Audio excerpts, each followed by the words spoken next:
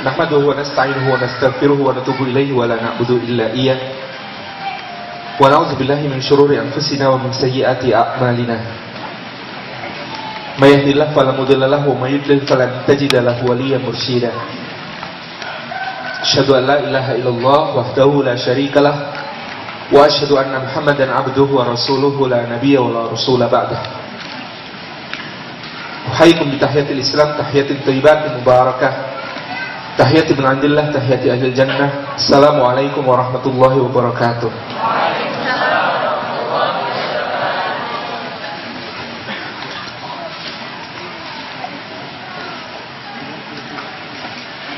Bulan Ramadan, bulan penuh rahmat, sebentar lagi akan mengunjungi. Kalau salam belum dijawab semangat, mari kita ulang sekali lagi. Assalamualaikum warahmatullahi wabarakatuh.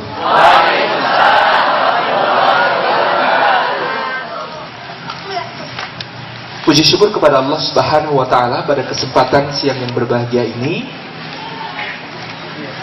Bagikan surga rasanya, tidak panas, tidak juga dingin yang bersangatan. Penuh nikmat dari Allah Subhanahu wa taala, kita diizinkan untuk bersilaturahim. Mudah-mudahan wajah ini menjadi wasilah agar Allah memanjangkan umur kita di dalam kemanfaatan dan meluaskan rezeki kita di dalam keberkahan. Rekan-rekan semuanya, beberapa waktu yang lalu panitia memberikan amanah kepada kami untuk dapat sowan silaturahim ke sini, dan alhamdulillah hari ini tercapai. Dan atas amanah dari panitia juga, kita insyaallah pada beberapa waktu ke depan mudah-mudahan bisa berbagi tentang beberapa hal terkait tema yang sudah disiapkan oleh panitia.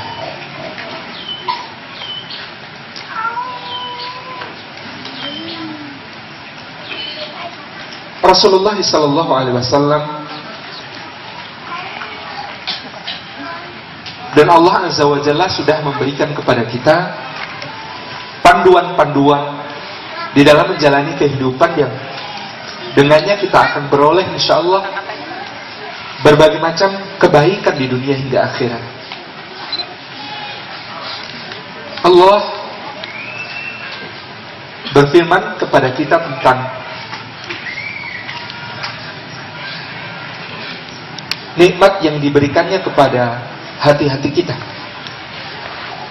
Yang nikmat-nikmat itu sekaligus adalah ujian bagi kita.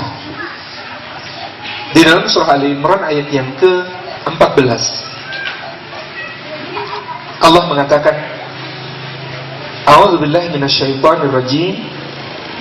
Zuyyina lin-nasi hubbus syahawati minan nisa'i wal banina wal qanatiril muqantarati minadh dhahabi wal fiddah wal khailil musawwamati wal an'ami wal harth kadzalika mata'ul hayatid dunya wallahu 'indahu husnul ma'ab.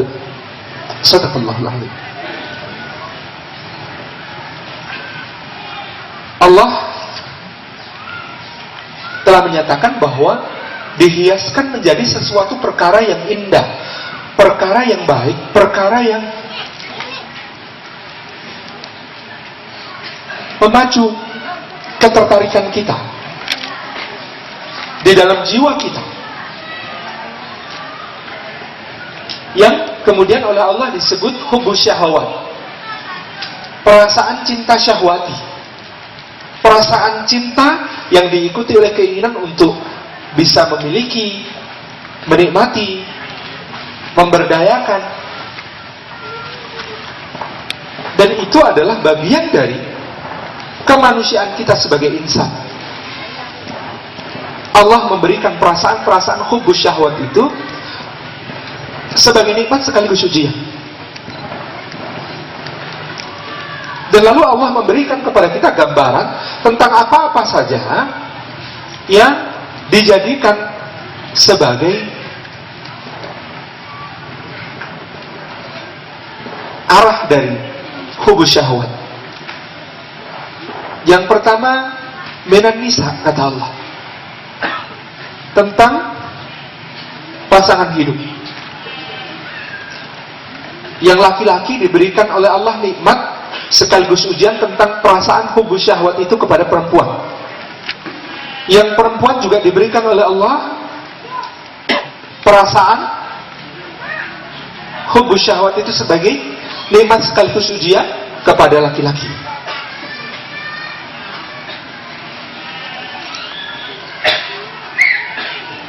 Lalu Allah mengatakan wal banin, dan anak-anak. Lalu wal qanatiril muqantarah minadz dzahab wal fiddah.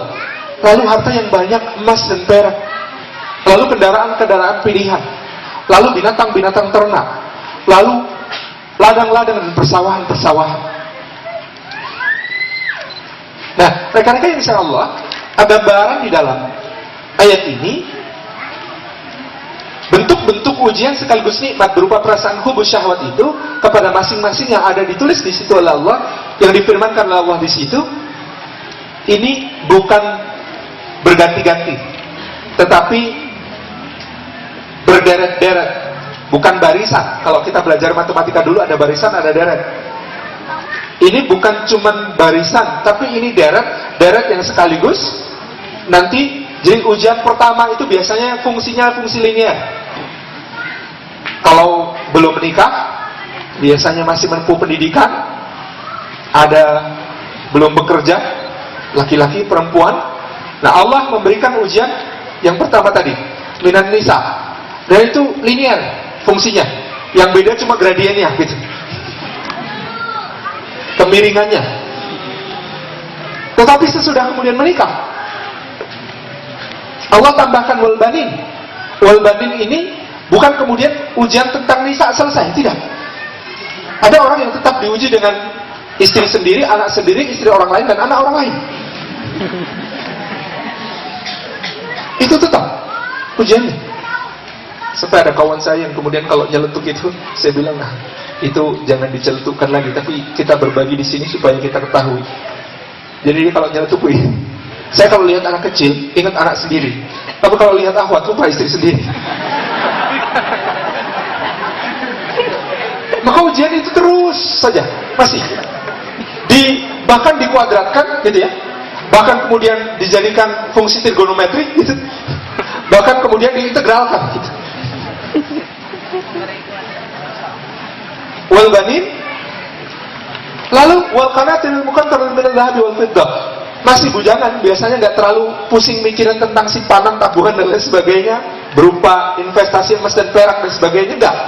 Tapi begitu menikah, ujian tentang itu, kemudian nanti ujian-ujiannya bersekutu, istri dan anak bersekutu dengan harta, menguji kita. Suami dengan anak bersekutu, menguji para istri dan ibu, dan seterusnya. Lalu sesudah itu, tambah wal khailal musawwamah, kendaraan pilihan.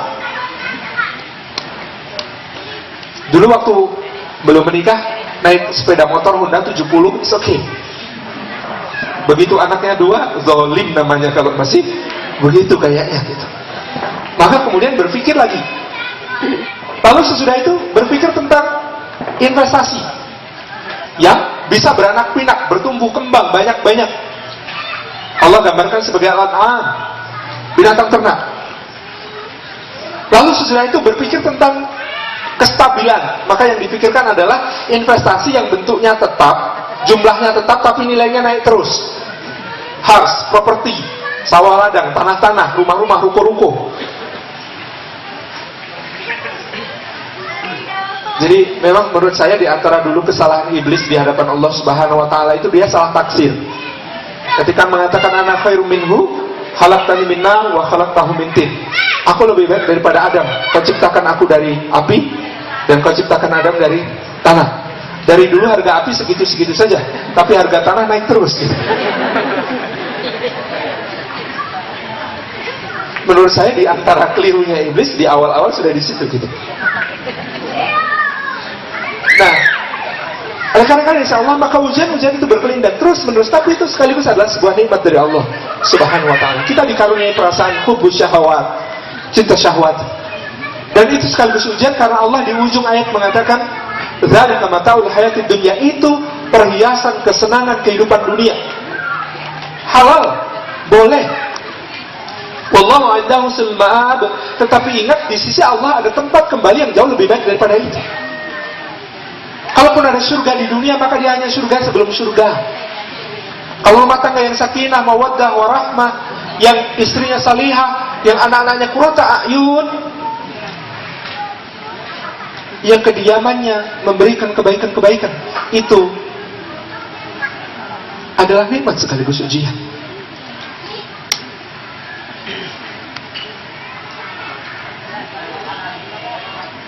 Maka Allah sudah menegaskan awal-awal kepada kita, hati tempat kemudian cinta itu juga bersemayam, penuh dengan ujian. Dan setiap nikmat juga adalah ujian. Sebagaimana juga setiap ujian pada hakikatnya adalah nikmat dari Allah Subhanahu wa ta'ala, termasuk ujian dan nikmat di dalam cinta.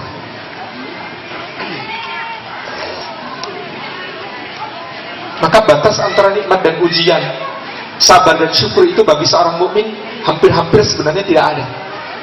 Tipis, karena itu bentuk iman semuanya. Karena itu tanggapan yang sangat baik kepada apa yang sudah dikaruniakan oleh Allah. Sampai-sampai ada yang mengatakan bahwa syukur itu adalah bentuk kesabaran ketika mendapat musibah yang berupa nikmat. Dan sabar itu adalah bentuk rasa syukur ketika kemudian mendapatkan nikmat dalam bentuk musibah. Kalau ingat nama Yusuf misalnya, yang sering kita ingat cuma tentang tampannya saja. Padahal itu nikmat ya, sekaligus ujian. Karena sebab tampan itulah, tampan luar dalam tentu saja.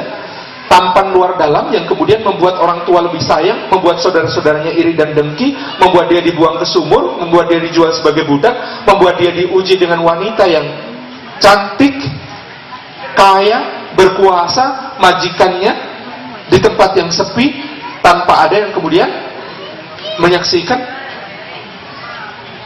yang membuatnya memilih untuk dipenjara daripada mengikuti kemauan-kemauan para wanita yang menggodanya. Dan penjara itu yang nanti mengantarnya untuk menjadi seorang yang bertanggung jawab atas perbendaharaan sebuah negeri dan menyelamatkan warganya dari berbagai macam bencana. Satu paket. Ini yang pertama. Yang kedua, ikhwan dan akhwat yang dimuliakan Allah, kita mendengar Rasulullah sallallahu alaihi wasallam bersabda, "Ya ma'syar as-sabab, man istata'a minkum al-ba'a falyatazawwaj, fa innahu aghaddu lil-basari wa ahsanu lil-farj, wa man lam yastati' fa 'alaihi bis-sawm, fa innahu lahu wijah." Nabi bersabda, "Wahai sekalian pemuda, barang siapa di antara kalian sampai pada kualifikasi yang disebut ba'ah, falyatazawwaj, maka hendaklah dia menikah." Sesungguhnya pernikahan itu lebih mampu untuk menahan pandangan, menjaga kesuciannya, dan juga menjaga kehormatan diri dan kemaluannya. Dan barang siapa yang belum mampu, maka hendaklah dia berpuasa. Sesungguhnya puasa itu akan menjadi benteng baginya. Nah, rekan-rekan, insya Allah, apa ibrah dari hadis ini? Pertama, tentang makna ba'ah. Apa itu ba'ah? Para ulama sebenarnya memberikan pengertian ba'ah itu dalam bahasa Arab awal-awal cuma bermakna kemampuan seksual. Maka anjuran Nabi di dalam ayat ini adalah, barang siapa sudah mampu secara seksual, maka hendaklah dia menikah.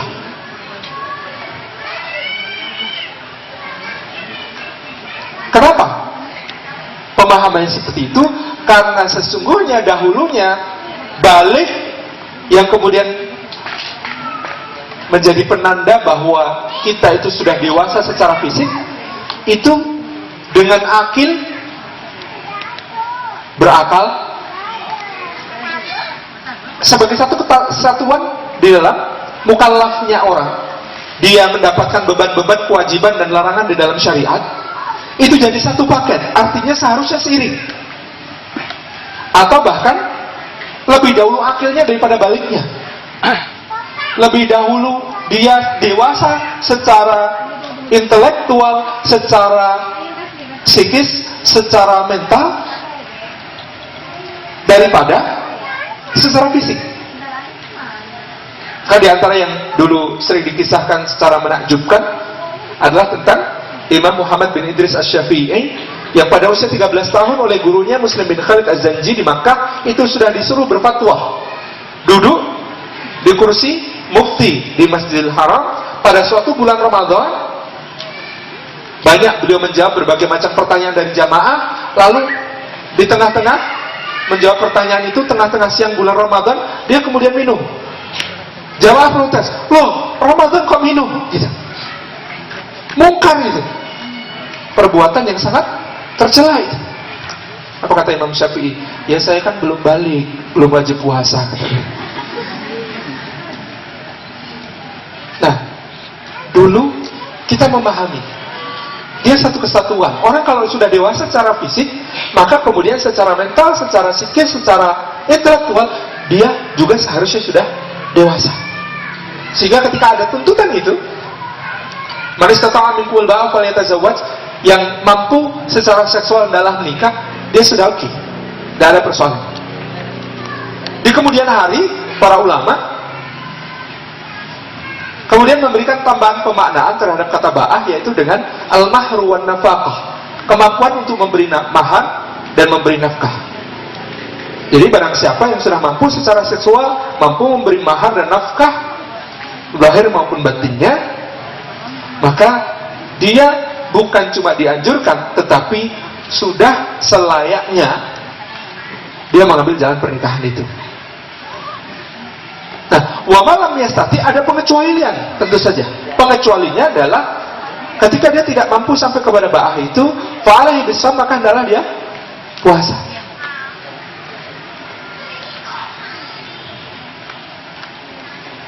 Nah, pengecualian ini berarti hanya sedikit saja seharusnya yang kemudian harus berpuasa. Yang lain harusnya menempuh jalan pernikahan. Maka ini ditulis mengelola hati menanti pasangan itu. Saya tidak suka biasanya memberikan judul dengan dua kalimat. Dalam sebuah kalimat ada dua kata diulang, ada menanti, dinanti gitu. Berarti judulnya bukan dari saya. Itu bahwa kemudian ketika tadi kita bicara tentang firman Allah tentang cinta syahwati, kemudian kita bicara tentang anjuran Rasul untuk menikah.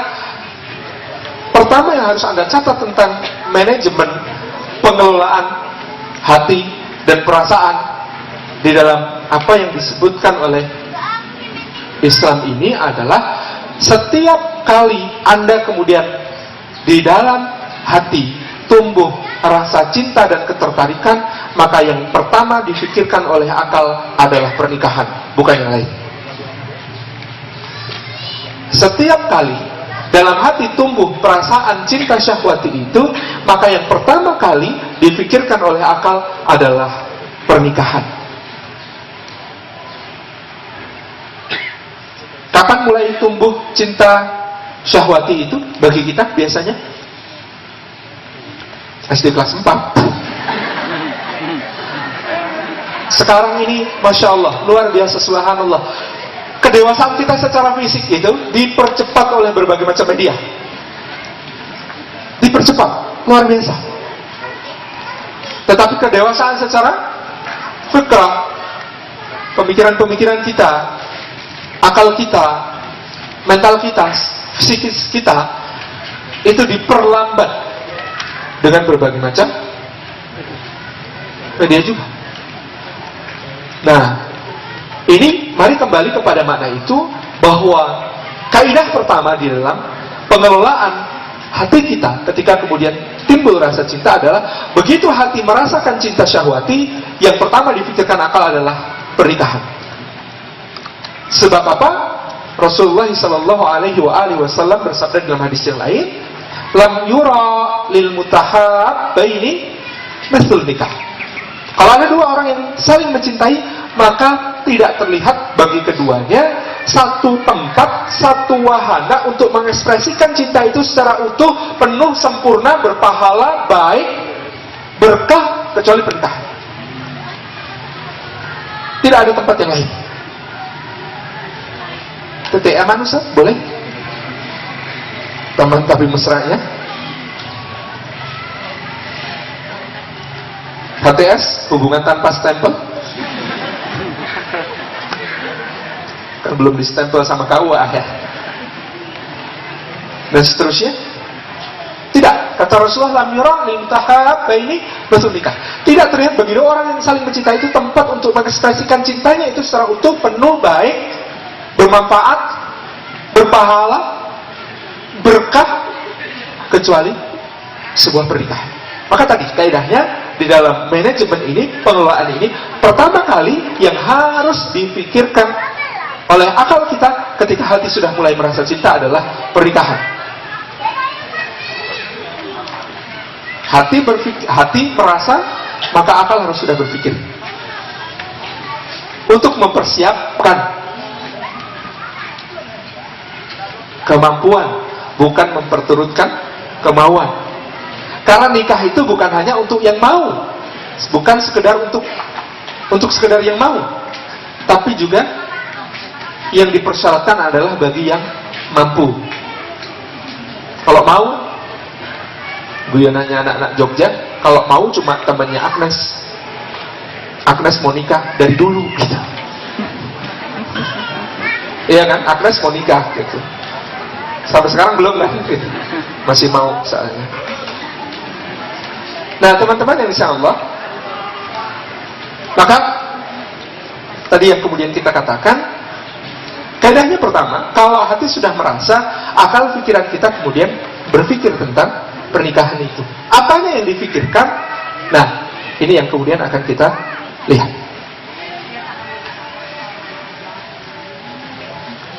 Kaidah keduanya, yang tadi pertama, kalau hati sudah merasa, maka akal mulai memikirkan pernikahan. Apanya yang dipikirkan? Ini penanda kedewasaannya. Apakah kemudian yang dipikirkan adalah di dalam pernikahan itu sesuatu yang ekspektatif ataukah sesuatu yang obsesif? Apa bedanya? Sesuatu yang ekspektatif. Mohon maaf, kalau ikhwan, contoh ini. Ketika memikirkan pernikahan, maka yang terpikir kemudian adalah bayangan-bayangan tentang, oh menikah itu artinya kalau capek ada yang mijitin, kalau lapar ada yang masakin, kalau haus ada yang bikinkan minum, baju kotor ada yang nyuciin. Itu ekspektatif. Dan biasanya tidak tercapai kecuali Anda menikah dengan tukang pijit, tukang masak, sekaligus tukang cuci.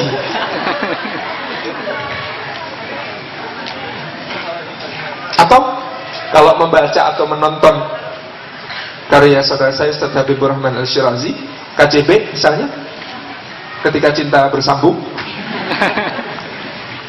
yang Ivan misalnya kemudian yang dia pikirkan adalah alangkah indahnya punya istri seperti siapa namanya, saya nggak paham, Ana. Itu ekspektasi. Tapi kalau yang Anda pikirkan adalah bagaimana bisa jualan tempe dan bakso benci gitu ya. Kalau azan kan bakso cinta ya. Yang ini bakso benci, bakso benar-benar cinta gitu. Lambangnya kayak apa ya? Bagaimana mempersiapkan dengan luar biasa, bagaimana kemudian menjadi sosok laki-laki yang penuh tanggung jawab dan diandalkan oleh keluarga. Itu obsesi. Sebaliknya, bagi awak juga begitu. Kalau yang dipikirkan adalah alangkah indahnya punya suami seperti Azab, itu masih ekspektasi. Kalau yang Anda pikirkan adalah bagaimana Anda membangun kualifikasi diri sehingga bisa dipilih oleh orang yang seperti Azam, atau bagaimana kemudian Anda membangun sebuah kualifikasi diri bahwa yang harus Anda lakukan adalah apa kelak ketika kemudian memiliki suami, bagaimana memuliakannya, bagaimana mendukungnya, bagaimana melakukan seperti itu. Ini namanya obsesi. Nah, Saya menulis salah satu buku ke-6 itu judulnya Jalan Cinta Para Pejuang. Maksud saya adalah menghijrahkan tadi perasaan-perasaan cinta dan pikiran-pikiran cinta tadi dari yang sifatnya ekspektasi menjadi obsesi. Dari yang kemudian punya mantranya seperti mantranya Tipat Kai, temannya Sun Gokong, dari dulu beginilah cinta, deritanya tiada akhir, menjadi sesuatu yang kemudian tidak ada dalam cinta. Karena mencinta itu mengubah dari cintanya bukan kata benda, tapi kata kerja. Cintanya bukan jatuh cinta, karena jatuh itu pasti sakit, tetapi bangun cinta, karena bangun itu meskipun sulit, ketika kemudian kita ikhtiarkan betul-betul, dia menjadi bangunan istana tinggi-tinggi yang kemudian kita gunakan untuk menggapai surga. Jatuh menjadi bangun, kata benda menjadi kata kerja, dan itulah yang kemudian harus difikirkan oleh seorang ketika tadi kaidah pertama, begitu hati merasa, akal berpikir tentang pernikahan. Yang kedua, apa yang difikirkan oleh akal tentang pernikahan bukan ekspektasinya, tetapi obsesi-obsesi yang harus dibangun, perencanaan-perencanaan yang harus dilakukan agar kemudian menjadi seseorang yang layak mendapatkan yang terbaik dari sisi Allah Subhanahu wa ta'ala. Itu yang kedua. Yang ketiga, karena berpikirnya sudah tadi obsesi, maka obsesi itu identik dengan apa yang disebut sebagai persiapan menuju pernikahan itu. Persiapan menuju pernikahan. Kalau kita ditanya kualifikasi pernikahan, kualifikasi kesiapan nikah, itu cuma satu tadi, ba'ah. Tetapi kalau persiapannya, maka ada banyak sisi yang harus disiapkan, meskipun persiapan ini bukan pekerjaan pranikah saja, tetapi pekerjaan pasca nikah sampai mati. Artinya apa? Proses persiapan itu sebenarnya proses perbaikan diri seumur hidup, tanpa henti. Bahkan ketika sudah punya istri, bahkan ketika sudah punya anak, bahkan ketika sudah punya cucu, punya cicit, bahkan ketika kemudian mati, ajal menjemput. Nah, rekan-rekan insya Allah, maka yang ketiga ini, yang ingin kita angkat adalah urutannya tadi, dari hati merasa, akal berpikir, kemudian yang ketiga ini bagaimana kemudian seluruh anggota diri kita dari ruh, akal sampai jasad, ketiga-tiganya melakukan proses persiapan. Itu cara mengelola hati yang terbaik. Perasaan dan lain sebagainya itu kemudian dinaikkan menjadi pemikiran, dan dari pemikiran dinaikkan menjadi sebuah amal untuk mempersiapkan diri menuju sebuah pernikahan. Nah, kalau begitu, apa saja pernikahannya? Apa saja persiapannya? Apa saja pernikahannya? Itu pertanyaan yang tidak tepat. Apa saja persiapannya kalau begitu? Saya di buku Bahagianya Merayakan Cinta membaginya di dalam 5 ranah persiapan. Dengan catatan sekali lagi, persiapannya ini bukan satu proses pranikah saja, tetapi seumur hidup. Jadi kalau ditanya, kalau begitu sejauh apa mas saya dalam persiapan itu dianggap sudah siap? Kapanpun Anda siap. Dengan resiko-resiko yang kemudian berbeda-beda sesuai tahap persiapan yang kemudian dilakukan oleh itu. Apa saja 5 ranah itu? Yang pertama, ranah ruhiyah, spiritual. Yang kedua, ranah fikriyah, ilmiah, ranah ilmu dan wawasan, sakofiyah. Yang ketiga, ranah jasadiyah, fisik. Yang keempat, ranah maliyah, finansial. Yang kelima, ranah ijtimaiyah, ranah sosial. Jadi dari yang spiritual, lanjut yang intelektual, lanjut yang fisik, lanjut yang finansial, lanjut yang sosial. 5 ranah persiapan. Apa saja saja cakupan-cakupannya, luas tentu saja, tapi kita bahas satu persatu agar kemudian tergambar apa yang dimaksud persiapan ini. Pertama, persiapan ruhiyah. Awal-awal tentang persiapan ruhiyah adalah menata sikap kita kepada Allah, kepada diri kita sendiri, dan kepada sesama.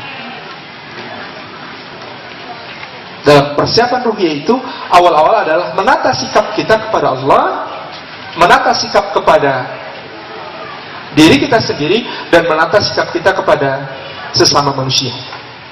Maksudnya, menata sikap kepada Allah berarti memahami konsepsi-konsepsi yang Allah tentukan di dalam, misalnya tentang jodoh, tentang rezeki, tentang berbagai macam takdir, tentang bagaimana kita bersikap, meminta, memohon, dan lain sebagainya. Awal-awal misalnya kita tahu menata sikap kepada Allah itu diantaranya memahami konsepsi takdir. Dalam hadis Ibnu Mas'ud radhiyallahu anhu, kaitannya dengan takdir penciptaan, ada pembahasan yang sangat menarik. Kalau di Arba'in kita bisa membaca di sana, Jumi'at khalqu ahadikum fi batni ummihi arba'ina lailatan nutfatan tsumma kana 'alaqatan mithla dzalik tsumma kana mudghatan mithla dzalik. Penciptaan kalian di dalam perut ibu kalian itu dikumpulkan oleh Allah 40 malam sebagai nutfah, kemudian menjadi alaqah sebagaimana itu pula, kemudian menjadi mudghah sebagaimana itu pula. Alaqah itu bercak artinya,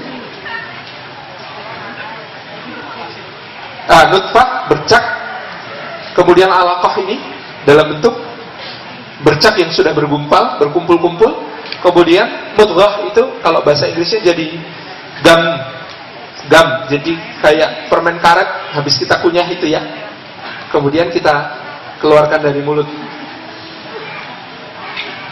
Nah, dulu orang memahami hadis ini sebagai dijumlah, jadi 40 malam nutfah, 40 malam alaqah, 40 malam mudghah. Kemudian jumlahnya 120 malam. 120 malam berarti 4 bulan. 4 bulan baru kemudian faja'a alaihi malak, kemudian datanglah malaikat yang meniupkan ruh dan menuliskan 4 hal bagi sang janin.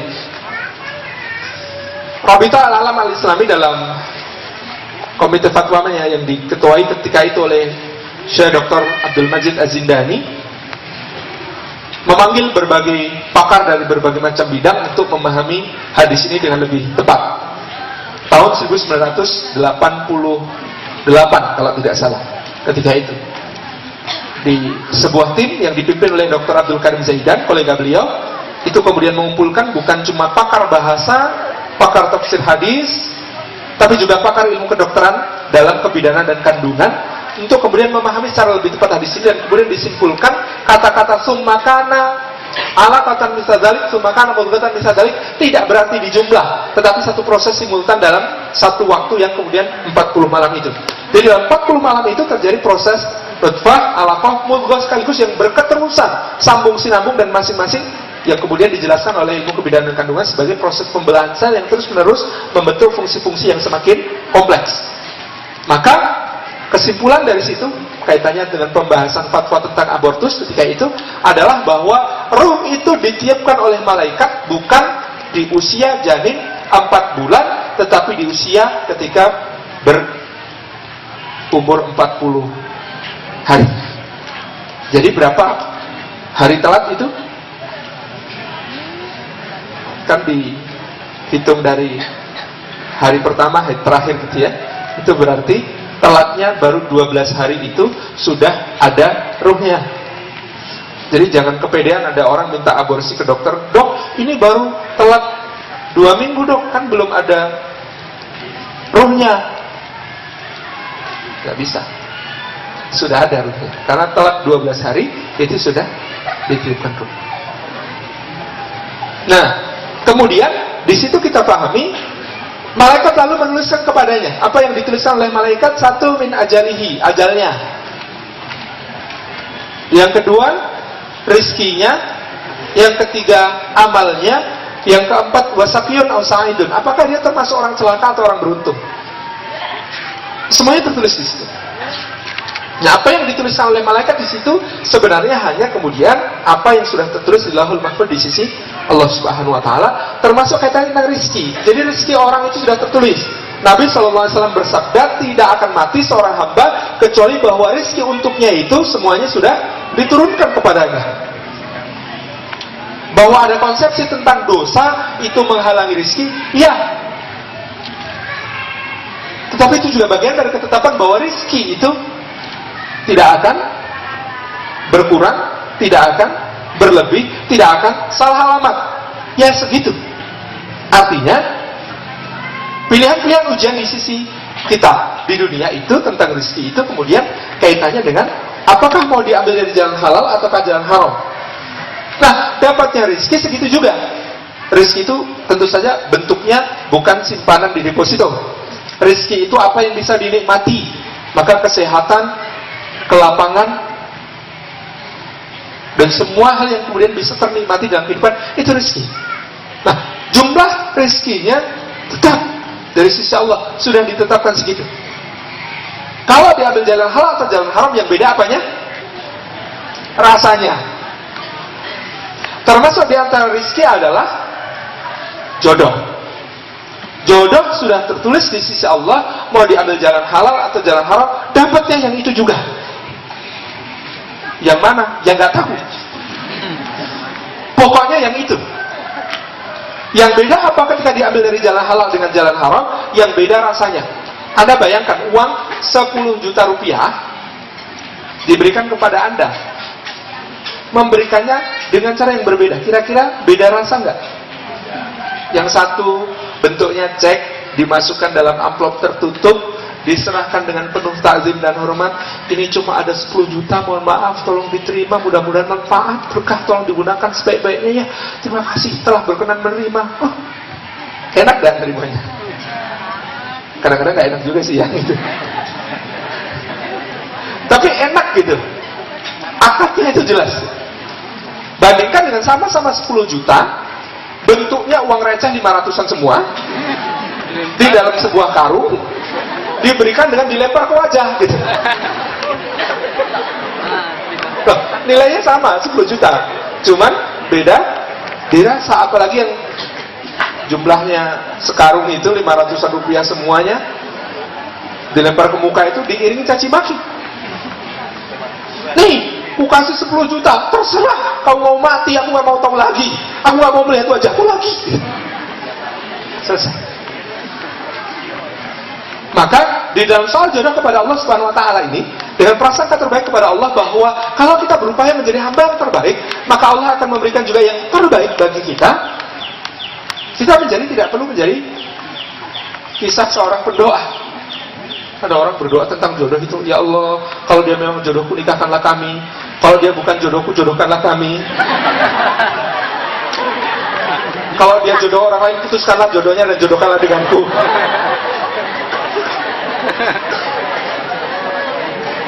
Dalam soal jodoh itu kita melibatkan Allah Subhanahu wa taala dalam istikharah kita. Maka doa istikharah kita ini sangat baik. Allahumma inni astakhiruka bi'ilmika wa astaqdiruka biqudratika. Ya Allah, aku itu meminta pilihan dengan ilmumu, bukan ilmuku yang terbatas, bukan pandanganku yang sempit. Aku meminta ketetapan dengan takdirmu yang jelas paling baik, tidak mungkin zalim kepada, bukan dengan tebak-tebakanku yang mungkin keliru.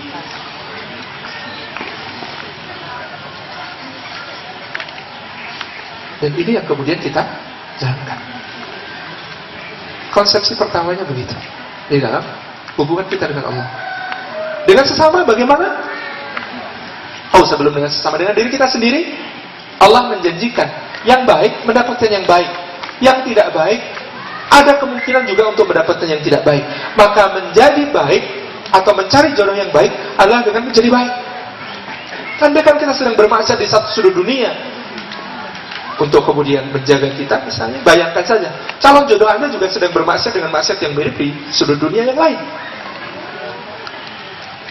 Bagian dari pembaikan diri kita. Nah, prasangka baik kepada diri kita adalah bahwa apapun keadaan kita, Allah Subhanahu wa Ta'ala membukakan bagi kita kesempatan-kesempatan untuk mendapatkan kebaikan-kebaikan. Di dalam Al-Quran, maaf ini contohnya wanita ya, nggak apa-apa ya. Dalam Al-Quran dan kisah Rasulullah SAW kita menemukan semua model bagaimana sebuah kehidupan itu dibangun dan semuanya itu mulia. Satu, ada rumah tangga Nabi dengan Khadijah. Laki-laki dan perempuan sama-sama mulia di tengah masyarakat yang kemudian luar biasa, tetapi mereka berkemuliaan di sana dan mereka hidup berkecukupan dari hartanya, mulia mereka. Itu kan Muhammad dan Khadijah, laki-laki dan perempuan hidup di dalam kecukupan-kecukupan tertentu. Yang kedua, ada model lain. Ada namanya Ali dan Fatimah. Sama, orang mulia, anak orang mulia, menikah mereka, sama-sama berkemuliaan, tapi bedanya kalau Muhammad dan Khadijah hidup berkecukupan, keluarga Ali ini oleh Rasulullah memang tidak diizinkan untuk berkecukupan. Iya kan? Jadi hari pertama menikah saja Ali bin Abi Thalib itu disumbang oleh temannya banyak hal, termasuk diantaranya disumbang rumah. Ketika disumbang rumah, Rasulullah hari pertama pernikahan itu langsung mengaudit gitu ya, harta kekayaan menantunya, dan ditemukan, kok kamu punya rumah? Kayaknya nggak match dengan penghasilan selama ini gitu. Ali ditanya begitu, iya ya Rasulullah, ini sumbangan dari teman-teman. Kata Nabi, kembalikan hai Ali. Bagaimana kembalikan ya Rasulullah? Saya membutuhkan. Kalau begitu kembalikan dengan cara anggap dia hutang cicil semampu kamu. Jadi Anda bayangkan, Ali itu di hari pertama pernikahan, dia memulai pernikahannya bukan dari nol tapi dari negatif. Hari pertama itu langsung minus habis audit itu. Hatta bahkan kemudian ketika mereka kemudian dalam kesulitan-kesulitan rumah tangga meminta pembantu kepada ayahnya, pemimpin dunia itu, Fatimah tidak diizinkan untuk mendapatkan pembantu, malah diajarin zikir. Subhanallah 33 kali, Alhamdulillah 33 kali, Allahu Akbar 33 kali. Kalau capek bekerja, zikirlah. Dan kalau kita baca riwayat tentang rumah tangga Ali dan Fatimah, itu isinya unik-unik. Di antaranya adalah banyak keluhan. Jadi satu hari Ali misalnya berkata, aku demi Allah menimba air sampai nyaris putus kedua pundakku. Fatimah menjawab sambil sama curhatnya begitu ya. Jawabannya itu, dan aku demi Allah menggiling gandum sampai melepuh semua tanganku. Gitu. Coba Anda bayangkan, isinya prihatin semua. Gitu. Tapi itu pun mereka meraih kemuliaan. Jadi suami saleh, istri salihah, yang satu kaya, yang satu miskin. Lanjut, ada suami saleh, istri salihah dan salihah. Maksudnya Ibrahim, Hajar dan Sarah, iya kan? Ya. Dan itu pun mereka meraih kemuliaan, bisa. Tidak ada persoalan dengan itu. Lalu ada lagi suami saleh, istri tidak saleh, anak durhaka. Siapa namanya? Nabiullah Nuh alaihissalam. Itu pun tidak terhalang untuk mendapatkan kemuliaan di sisi Allah yang namanya Nuh. Bahwa dia sudah mendidik putranya dengan begitu baiknya, betapa kemudian air matanya mengalir deras ketika dia panggil, nak, kemari nak, bergabunglah dengan ayahmu nak, kami di sini di atas kapal azab Allah begitu besar, bergabunglah nak. Katanya, tidak ayah, aku tidak mau ikut kalian, aku akan menyembunyikan diri di gunung, dia akan menyelamatkan. Nah, tidak ada keselamatan hadir kecuali kepada Allah nak. Tidak, dan dilamun ombaklah dia. Lalu Nuh mengadu kepada Allah, ya Allah, anakku ya Allah, itu putraku, keluargaku, darah dagingku. Kata Allah, tidak, dia bukan anakku. Tidak ada iman di dalam hatinya, itu yang memisahkan kalian. Jangan lagi meminta kepadaku hal-hal yang tidak kamu tahu. Nuh tetap berkemuliaan. Ada lagi, suaminya bejat, durjana sepanjang masa, istrinya salihah. Siapa namanya? Fir'aun dan Asia. Apakah Asia terhalang dari kemuliaan dengan punya suami yang jahat? Tidak, dia tetap menjadi wanita mulia sepanjang masa yang kemudian doanya dikenang dan diabadikan oleh Al-Quran. Rabbi banili indaka baitan fil jannah. Ya Allah, bangunkan untukku rumah di sisimu di surga itu. Di dunia aku mendapatkan istana, tapi tidak kudapatkan sebuah surga sebelum surga. Tidak ada. Maka bangunkan untukku rumah di sisimu di surga itu. Ada yang tidak menikah dan tetap mendapatkan kemuliaan. Siapa? Maryam. Semuanya tidak terhalang dari kemuliaan dalam model-model itu. Tapi kita berharap bahwa kita mendapatkan jalan kemuliaan yang terbaik. Pilih yang mana yang tadi?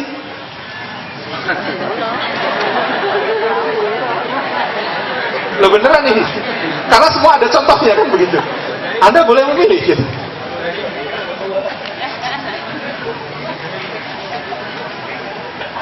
Oh, yang pertama. Indah sekali memilih yang pertama, terutama bagi ibu-ibu, karena suaminya 15 tahun lebih muda.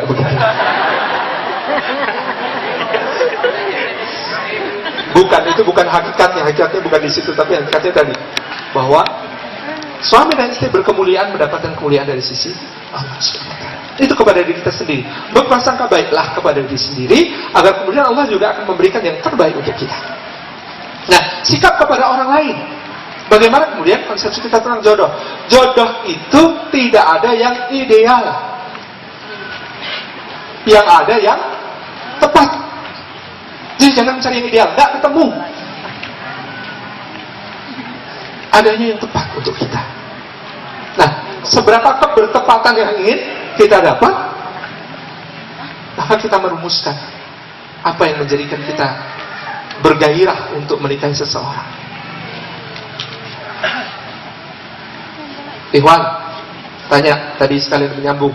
Kira-kira Anda pilih tipikal istri seperti Khadijah atau seperti Aisyah? Dua-duanya. Agak susah dipenuhi yang begitu. Hah? Yang mana? Khadijah atau Aisyah? Ya, Khadijah ada yang memilih begitu. Berarti kayak apa kalau Khadijah? Lembut, penyayang, keibuan, penuh pengertian, penuh dukungan, rela mengorbankan harta maupun jiwa untuk menyokong perjuangan suami, terpercaya mengurus rumah ketika ditinggal pergi. Luar biasa. Mau yang begitu? Mau ya? Baik, saya doakan mudah-mudahan mendapatkan yang seperti Khadijah. Yang lebih tua pun tidak masalah.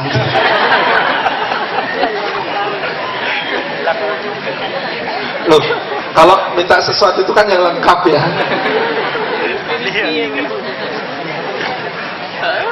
Manitianya bingung. Atau yang tipikal Aisyah saja? Mau ya? Aisyah cantik, cerdas, pinter, lincah, imut-imut, sporty. Oh iya, sporty. Kenapa? Cerita sama Khadijah nggak ada. Ceritanya Rasulullah lomba lari sama Khadijah nggak ada. Adanya lomba lari sama Aisyah. Pergi ke fitness bar nggak ada sama Khadijah itu. Yang ada sama Aisyah. Pergi nonton nggak ada sama Khadijah. Adanya sama Aisyah. Nonton tari tombak di masjid, saling bersandar dan menempelkan pipi berdua. Jangan itu nih yang dibayangkan. Nah, mau yang seperti Aisyah? Saya doakan. Kok jadi nggak mau? Pasti belakangnya ada tapinya. Gitu. Ya, siapkah dengan sifat pencemburunya Aisyah? Banting piring di depan tamu? Oh iya, banyak riwayat yang menyebutkan itu. Bagaimana kemudian Rasulullah sedang menjamu tamunya dengan piring-piring. Kemudian tamu itu baru makan, baru nyomot di atas piring itu. Tiba-tiba Aisyah datang, piringnya diambil, dibanting depan tamunya. Perang gitu. Siap-siap piring plastik kalau begitu. Kenapa? Tapi hebatnya Rasulullah, Anda bayangkan orang, ada tamu datang, istrinya membanting piring depan tamu, biasanya ingin menyelamatkan harga dirinya sendiri dengan biasanya. Caranya dengan memarahi istri, iya nggak? Tapi Rasulullah apa yang dikatakan? Senyum aja kemudian mengatakan, maaf ya, ibu kalian sedang cemburu. Coba begitu. Atau, alhamdulillah sepanjang hidup, istri saya itu belum pernah kemudian mengatai saya seperti ini. Kamu itu cuma ngaku-ngaku titik-titik. Kamu itu cuma ngaku titik-titik, belum pernah. Tapi Aisyah itu sempat membuat para ulama ahli hadis bingung. Kenapa? Karena ada kalimat di dalam cerita tentang rumah tangga Rasulullah itu, Aisyah pernah berkata kepada Nabi, kamu itu cuma ngaku-ngaku Nabi. Itu kan ulama bingung, ini maksudnya bagaimana? Orang istri sendiri kok meragukan kenabian suaminya? Mana mungkin Aisyah meragukan kenabian suaminya? Maka untungnya dijelaskan oleh pakar psikologi bahwa itu kalimat yang diringkas. Orang itu kalau marah, itu kalimat aslinya kan bunyinya bukan begitu. Kalimat aslinya Aisyah bunyinya adalah, aku tahu kamu Nabi, tapi kenapa hari ini aku sedang tidak merasakan kasih sayang, cinta, keadilanmu, dan semua perilaku baikmu yang mencerminkan bahwa kau Nabi. Kenapa hanya tidak merasakan itu? Nah, itu kalau buat marah kan kepanjangan.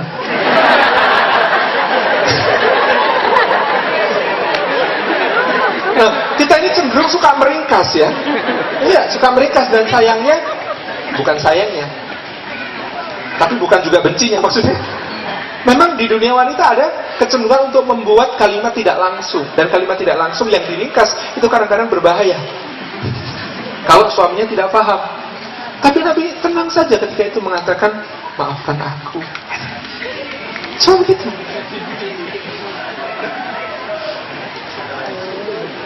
Nah, kamu itu cuma ngaku Nabi. Siap dengan Aisyah yang seperti itu? Saya doakan. Benar ini. Nah, artinya apa teman-teman? Saya ingin kita mengambil ibrah. Nabi saja yang manusia paling sempurna, laki-laki paling baik, itu mendapatkan istri yang juga tidak sempurna. Tidak sempurna. Maka yang kita cari bukan yang sempurna, tapi yang tepat. Yang tepat saja. Dan tepat itu tidak harus sama. Maksudnya gimana? Saya itu beda jauh sama dia, karakternya nggak mungkin cocok kayaknya. Siapa bilang? Rumus kecocokan itu macam-macam. Ada rumus kecocokan itu kesamaan, memang ada. Dua sungai bergabung jadi satu, jadi sungai yang lebih besar, itu namanya kesamaan. Ada yang kemudian disebut sebagai keseimbangan. Panas yang sangat tinggi bertemu dengan kebekuan yang sangat menggigilkan, jadinya kehangatan. Itu namanya keseimbangan. Jadi Anda jangan heran kalau ada orang, itu karakternya bumi dan langit loh gitu. Kok bisa ya nikah ya gitu? Bisa saja. Atau ada juga yang kemudian kegenapan, beda, tapi bedanya bukan beda berlawanan. Yang satu seperti hujan yang turun, yang satu seperti tanah yang subur. Tumbuhlah pohon buah-buahan. Itu kegenapan. Itu perpaduan. Rumusnya macam-macam. Jadi bukalah peluang seluas-luasnya. Kalau Anda sedang jatuh cinta hari ini, tolong jatuh cinta bukan cuma pada satu orang, tapi yang banyak sekalian. Jangan kemudian mengatakan, aku tidak mungkin jatuh cinta pada orang seperti dia. Tidak. Kalau memang Anda harus jatuh, meskipun saya lebih menyarankan untuk bangun. Tapi kalau harus melalui proses jatuh dulu, jatuhnya yang banyak, jangan satu. Ini posesif, menata kepada orang lain. Maka kita menemukan. Jadi ada yang sering tanya, Mas, kalau istikharah itu tandanya apa? Saya juga tidak tahu. Maksudnya harus mimpi gitu? Mungkin juga bisa jadi mimpi. Tapi kata Imam Syafi'i, pedomannya satu di dalam istikharah itu yang kita lakukan. Apa itu? Selisihilah hawa nafsu. Maksudnya apa? Kalau memilih setelah istikharah, selisihilah hawa nafsu. Kalau Anda bingung, saking bingungnya, selisih hawa nafsu. Maka saya dulu perjuangan gitu, menyelisihi hawa nafsu. Calonnya bukan cuma satu gitu. Maka yang saya pilih ini bukan yang tercantik. Yang saya pilih juga bukan yang paling kaya. Yang saya pilih juga bukan yang paling baik nasabnya. Maksudnya paling punya kedudukan dan macam-macam begitu. Yang saya pilih juga bukan yang, karena apa? Saya berusaha untuk menyelisih hawa nafsu saya. Saya khawatir kalau kemudian menikah dengan yang cantik hanya karena kecantikannya, maka yang terjadi akan jadi fitnah. Ada orang mendoakan semoga suaminya cepat mati. Fitnah itu. Itu bala, ujian.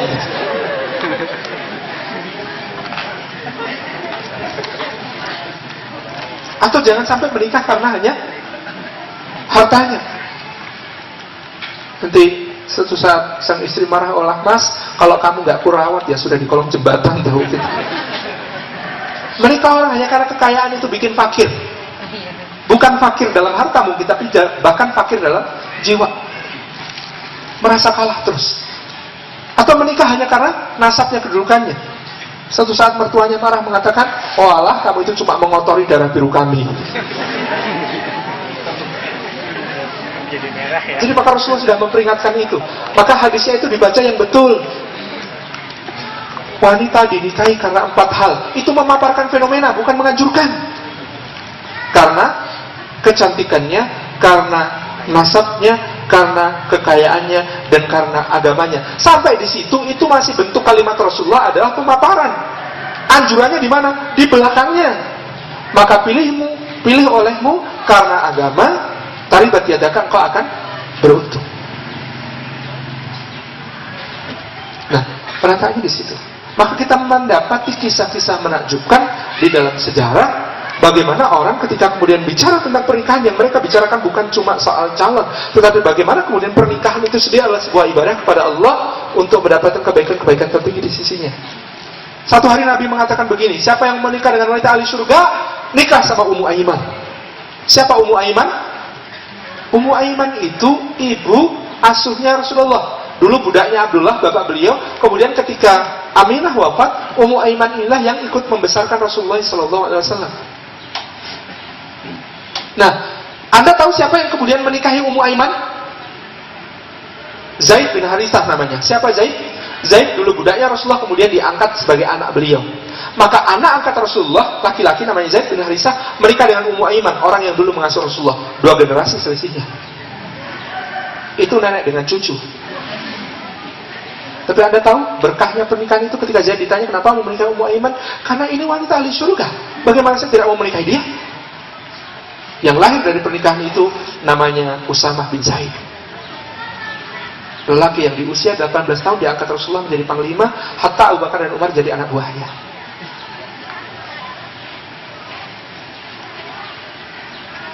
Ini bagian dari persiapan ruhiyah kita.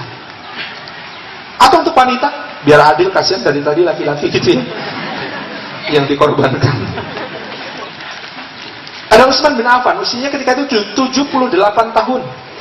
Menikah dengan Nailah binti Al-Farasih Al-Kalbiyah, usianya 18 tahun. 78 dengan 18. Itu Utsman masih tidak percaya kok ya mau begitu. Setelah mereka menikah itu Utsman kemudian bertanya, ada kesempatan bagimu untuk membatalkan pernikahan ini? Aku ini sudah tua. Kata Nailah, saya memang suka lelaki yang lebih tua. Lalu Utsman membuka surbannya. Ditunjukkannya beberapa bagian rambutnya yang sudah mulai teripis dan putih itu. Dia katakan, aku bukan cuma tua, tapi tua bapak. Kata Nailah, masa mudamu sudah kau habiskan bersama Rasulullah. Izinkan aku mendampingi sisa umurmu sampai kau menghadap Allah. Nah, menikahlah mereka. Begitu nanti Utsman wafat dan Nailah punya 3 orang putra dari Utsman, 78 tahun tapi sangat sehat, Utsman bin Affan radhiyallahu anhu. Itu nanti Nailah itu dilamar oleh Muawiyah bin Abi Sufyan. Jawaban Nailah tahu? Tidak ada yang bisa menghentikan kedudukan Utsman di dalam hatiku. Yes. Bagian juga dari persiapan ruhiyah kita. Dan di antara persiapan ruhiyah berikutnya lagi adalah bagaimana kemudian kita menyiapkan kalau ujian kehidupan sebelum pernikahan itu biasanya apa? Analog grafiknya. Tahu maksudnya? Kalau nikmat ya nggak nikmat banget begitu. Kalau musibah ya masih banyak yang menyokong begitu. Ada orang tua gitu ya. Ada fakir miskin dan anak terlantar yang dipelihara oleh orang tua. Mohon maaf para ikhwan, konsepsinya awalnya di dalam Islam ini Kalau wanita itu dalam tanggungan nafkah ayahnya sampai dia menikah. Kalau anak laki-laki itu dalam tanggungan nafkah ayahnya, kewajibannya sampai balik. Sesudah balik, kalau Anda masih dinafkahi orang tua, itu namanya bukan nafkah, tapi sebenarnya sedekah. Sebelum menikah kan begitu ya, masih analog grafiknya. Tapi begitu menikah, itu digital. Oh nggak nikmat ya musibah.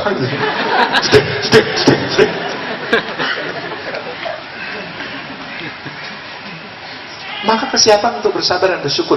Kita sudah lihat cerminan dari doa di dalam pernikahan itu. Barakallahu laka, semoga Allah memberikan barokah kepadamu. Lam di sini dalam laka itu menunjukkan hal-hal yang membahagiakan, hal yang menyenangkan, hal yang membuat tertawa, hal yang membuat senang. Wa barakallahu alaika, dan semoga Allah memberikan barokah atasmu. Huruf ala di sini ini fungsinya untuk biasanya isyarat pada hal-hal yang membuat sedih, hal-hal yang membuat berduka, hal-hal yang berat dihadapi. Wa jama'a bainakum fi khair, dan semoga Allah menghimpun kalian berdua di dalam kebaikan. Doa nikah itu lengkap, Masya Allah. Jadi konsepsi Islam tentang bahagia itu bukan cuma hal yang menyenangkan saja, tapi berkah itu mudah-mudahan dikaruniakan Allah dalam hal yang menyenangkan maupun yang menyedihkan, yang lapang maupun yang sempit, yang duka maupun yang bahagia. Nah, kesiapan untuk itu, dan sekaligus kesiapan untuk mengembalikan semua persoalan pada solusi yang diberikan oleh Allah kalau terjadi masalah di dalam rumah tangga. Itu termasuk semuanya persiapan ruhiyah. Bagaimana persiapan ruhiyah itu dirangkai? Maka dengan menjaga hubungan dengan Allah Subhanahu wa taala, asilah billah. Bagaimana menjaga hubungan dengan Allah? Dengan ibadah-ibadah yang kita jaga. Kesemuanya itu terangkum di sana. Ini persiapan ruhiyah. Tinggal 5 menit, masih 4 poin.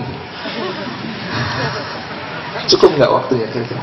Baik, yang kedua, persiapan ilmiah. Menikah menghajatkan ilmu, maka bersegeralah untuk meraih ilmunya sebelum terlambat untuk belajar, sebelum sudah tidak sempat lagi untuk belajar.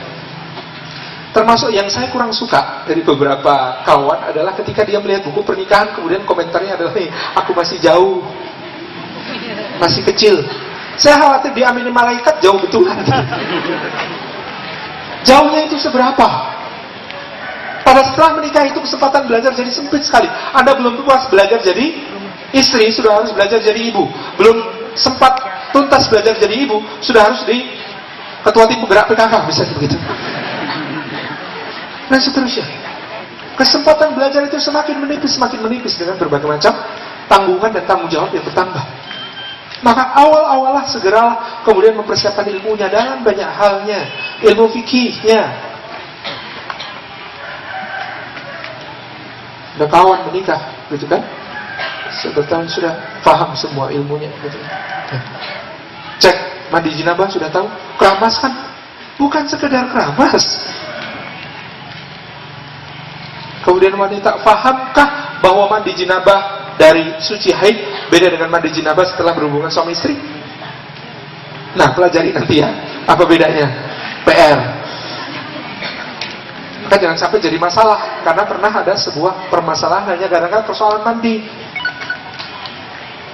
Suami yang bersemangat ketemu istri yang di bulan Ramadan gampang masuk angin kalau keramas malam-malam. Mas, stop Ramadan ibu. Ini mana fikihnya?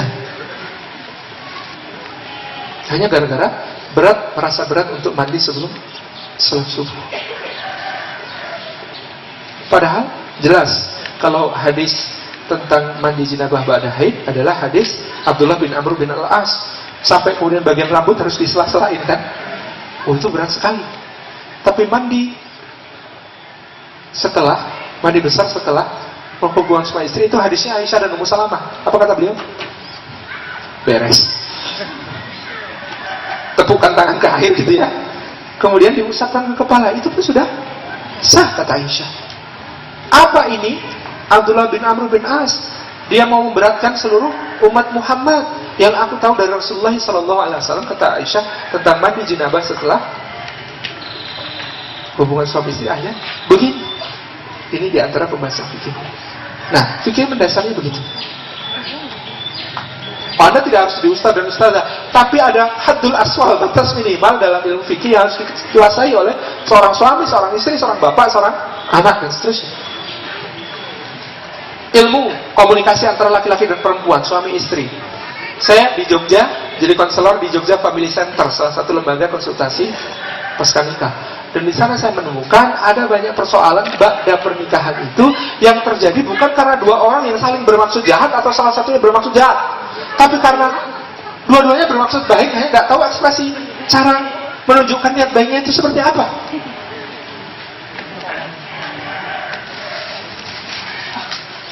Sering yang saya angkat contohnya adalah tentang komunikasi laki-laki dan perempuan.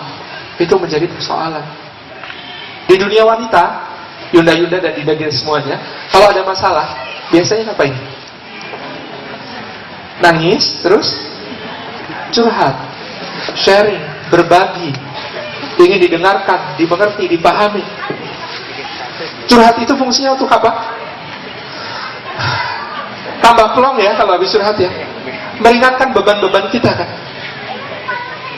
Sebaliknya di dunia lelaki, kalau ada masalah bukan untuk dicurhatkan, ada masalah artinya menyendiri, kontemplasi, rumuskan solusi. Apa jadinya kalau masing-masing pihak ingin kemudian ketika yang lawan, bukan lawan, apa namanya, partner, mitranya itu, mitra rumah tangganya itu kemudian bermasalah, kemudian dia sikapi dengan cara yang menurut dia adalah caranya dia disikapi. Jadi ada kredo yang salah, cintailah orang lain sebagaimana kamu ingin dicintai. Keliru. Yang betul bagaimana? Cintailah orang lain sebagaimana caranya dia ingin dicintai. Cara kita ingin dicintai belum tentu sama dengan cara dia ingin dicintai. Ada suami pulang, tasnya dilempar, tubuhnya dipasang ke sofa, sepatunya dilepas bukan dengan tangan tapi langsung kaki begini. Terus kepalanya begini gitu. Karena istri sedang menebak suami lagi ada masalah. Biasanya kan tanya kan, namanya juga istri yang baik begitu. Pertanyaannya, Mas, ada masalah apa? Dan Anda akan tahu bahwa nanti kalau sudah menikah apalagi, jawaban semua suami di dunia ini sama persis. Enggak kok, enggak ada apa-apa. Tahu kenapa? Beda. Di dunia wanita, ada masalah itu dicurhatkan supaya tambah ringan tekanan-tekanannya. Di dunia laki-laki, kalau kemudian ada masalah kalau dicurhatkan, itu terasa seperti menunjukkan kelemahan diri. Nah, bedanya wanita itu akan cerita tentang masalahnya kalau sedang diterpa supaya lebih ringan. Laki-laki akan cerita tentang masalahnya kalau sudah berhasil diatasi. Nah, coba bayangkan pada tadi suami yang pulang dalam keadaan bermasalah. Tadi istrinya tanya, Mas ada masalah apa? Suami menjawab, enggak kok, dia enggak ada apa-apa. Mas, kalau ada masalah kan juga cerita sama kamu. Mas, masa kamu enggak mau cerita sama aku? Kalau sudah kalimatnya seperti itu, biasanya kan si pembicaranya makin tinggi dan sering terjadi pertengkaran hanya karena masalah itu. Enggak deh, aku sudah bilang kok, enggak ada apa-apa, enggak usah kamu pikirkan. Enggak bisa, Mas, kita ini kan sudah suami istri. Naik terus gitu. Ingat cerita Rasulullah pulang dari Gua Hira setelah mendapat wahyu pertama? Saya membayangkan andai Khadijah bukan istri yang memahami cara berkomunikasi laki-laki dan perempuan, cerita tentang Islam mungkin akan berbeda. Jadi Rasulullah itu kan pulang dari Gua Hira shock gitu. Dapat wahyu pertama itu secara ringkas dalam hadis riwayat Bukhari itu beliau gambarkan, kita bisa menilai beliau shock. Shocknya kenapa? Ya baru mikirin umat yang kacau balau nggak karuan, tiba-tiba dari langit terdengar suara, ya Muhammad, umatnya memang kacau balau dan kami serahkan semua kepadamu untuk diubah jadi umat yang terbaik. Celaka nggak itu? Tiba-tiba ditimbuni beban seberat langit dan bumi ke kepalanya, ke pundaknya. Berat sekali. Pulang itu tersarut-sarut, jatuh berulang kali, kemudian menggigil ketakutan, pucat pasi, dodok pintu. Ya Khadijah, zamiluni, zamiluni, zamiluni. Ketakutan. Apa yang dilakukan Khadijah ketika itu? Bertanyakah Khadijah? Tidak. Dibukakan pintu, dipersilahkan masuk ke kamar, diselimuti, ditinggalkan supaya tenang. Akan berbeda cerita kenabian itu mungkin kalau istri Muhammad bukan Khadijah. Kalau istri Muhammad membukakan pintu lihat suaminya pucat pasi itu, kemudian berkata, ada apa suamiku, ada apa? Di antara faktor yang sangat menguatkan Rasulullah ketika mendapatkan risalah adalah seorang istri yang sangat mengerti bagaimana memperlakukan suaminya ketika ada masalah. Sebaliknya juga, laki-laki ketika dicurhatin istri, laki-laki yang dipikirkan solusi terus gitu. Sehingga ketika istrinya curhat, mas aku capek banget hari ini, rumah berantakan, anak-anak rewel, tetangga resek semua, cucian numpuk, piring gelas kotor, sampahnya di mana-mana, capek aku mas hari ini. Nah, istri curhat begitu.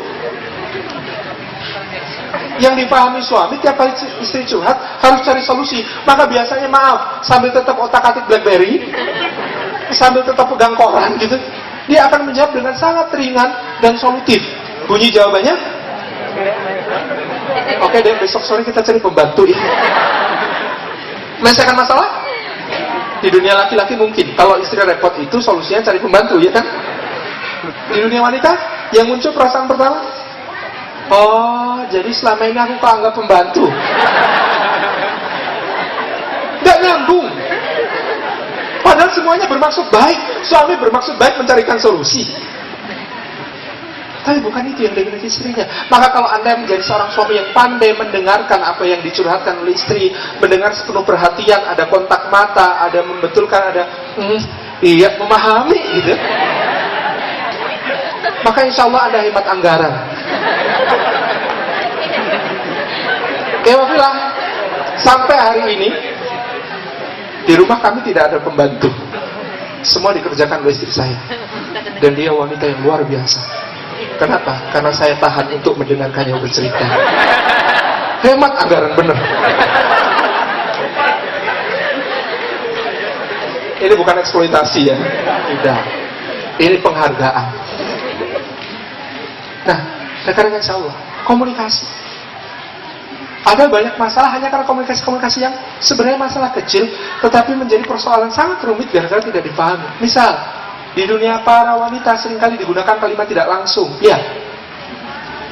Nah, begini kalimatnya. Mas, aku masih harus masak loh, anak-anak belum dijemput. Maksudnya apa?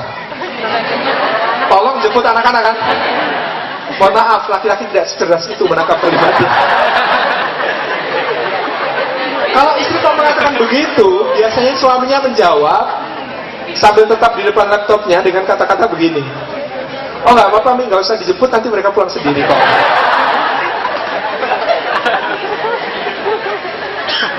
Dan Anda boleh tahu, awal pernikahan pernah ada tragedi dalam rumah tangga kami karena ketidakpahaman saya akan bahasa tidak langsung itu. Jadi lewat sebuah rumah makan, boncengan motor berdua gitu, dia tanya, yang lapar enggak? Saya bilang enggak.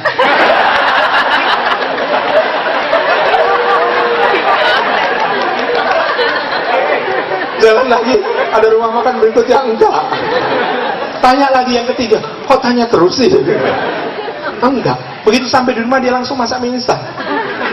Ketika dia makan dengan lahap, baru saya sadar.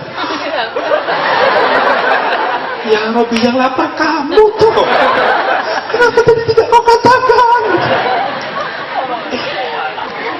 Jadi bagaimana persoalan kecil terkait dengan komunikasi ini bisa menjadi masalah besar. Ada suami kemudian mengatakan, Ustaz, tolong nasihatin istri saya ini.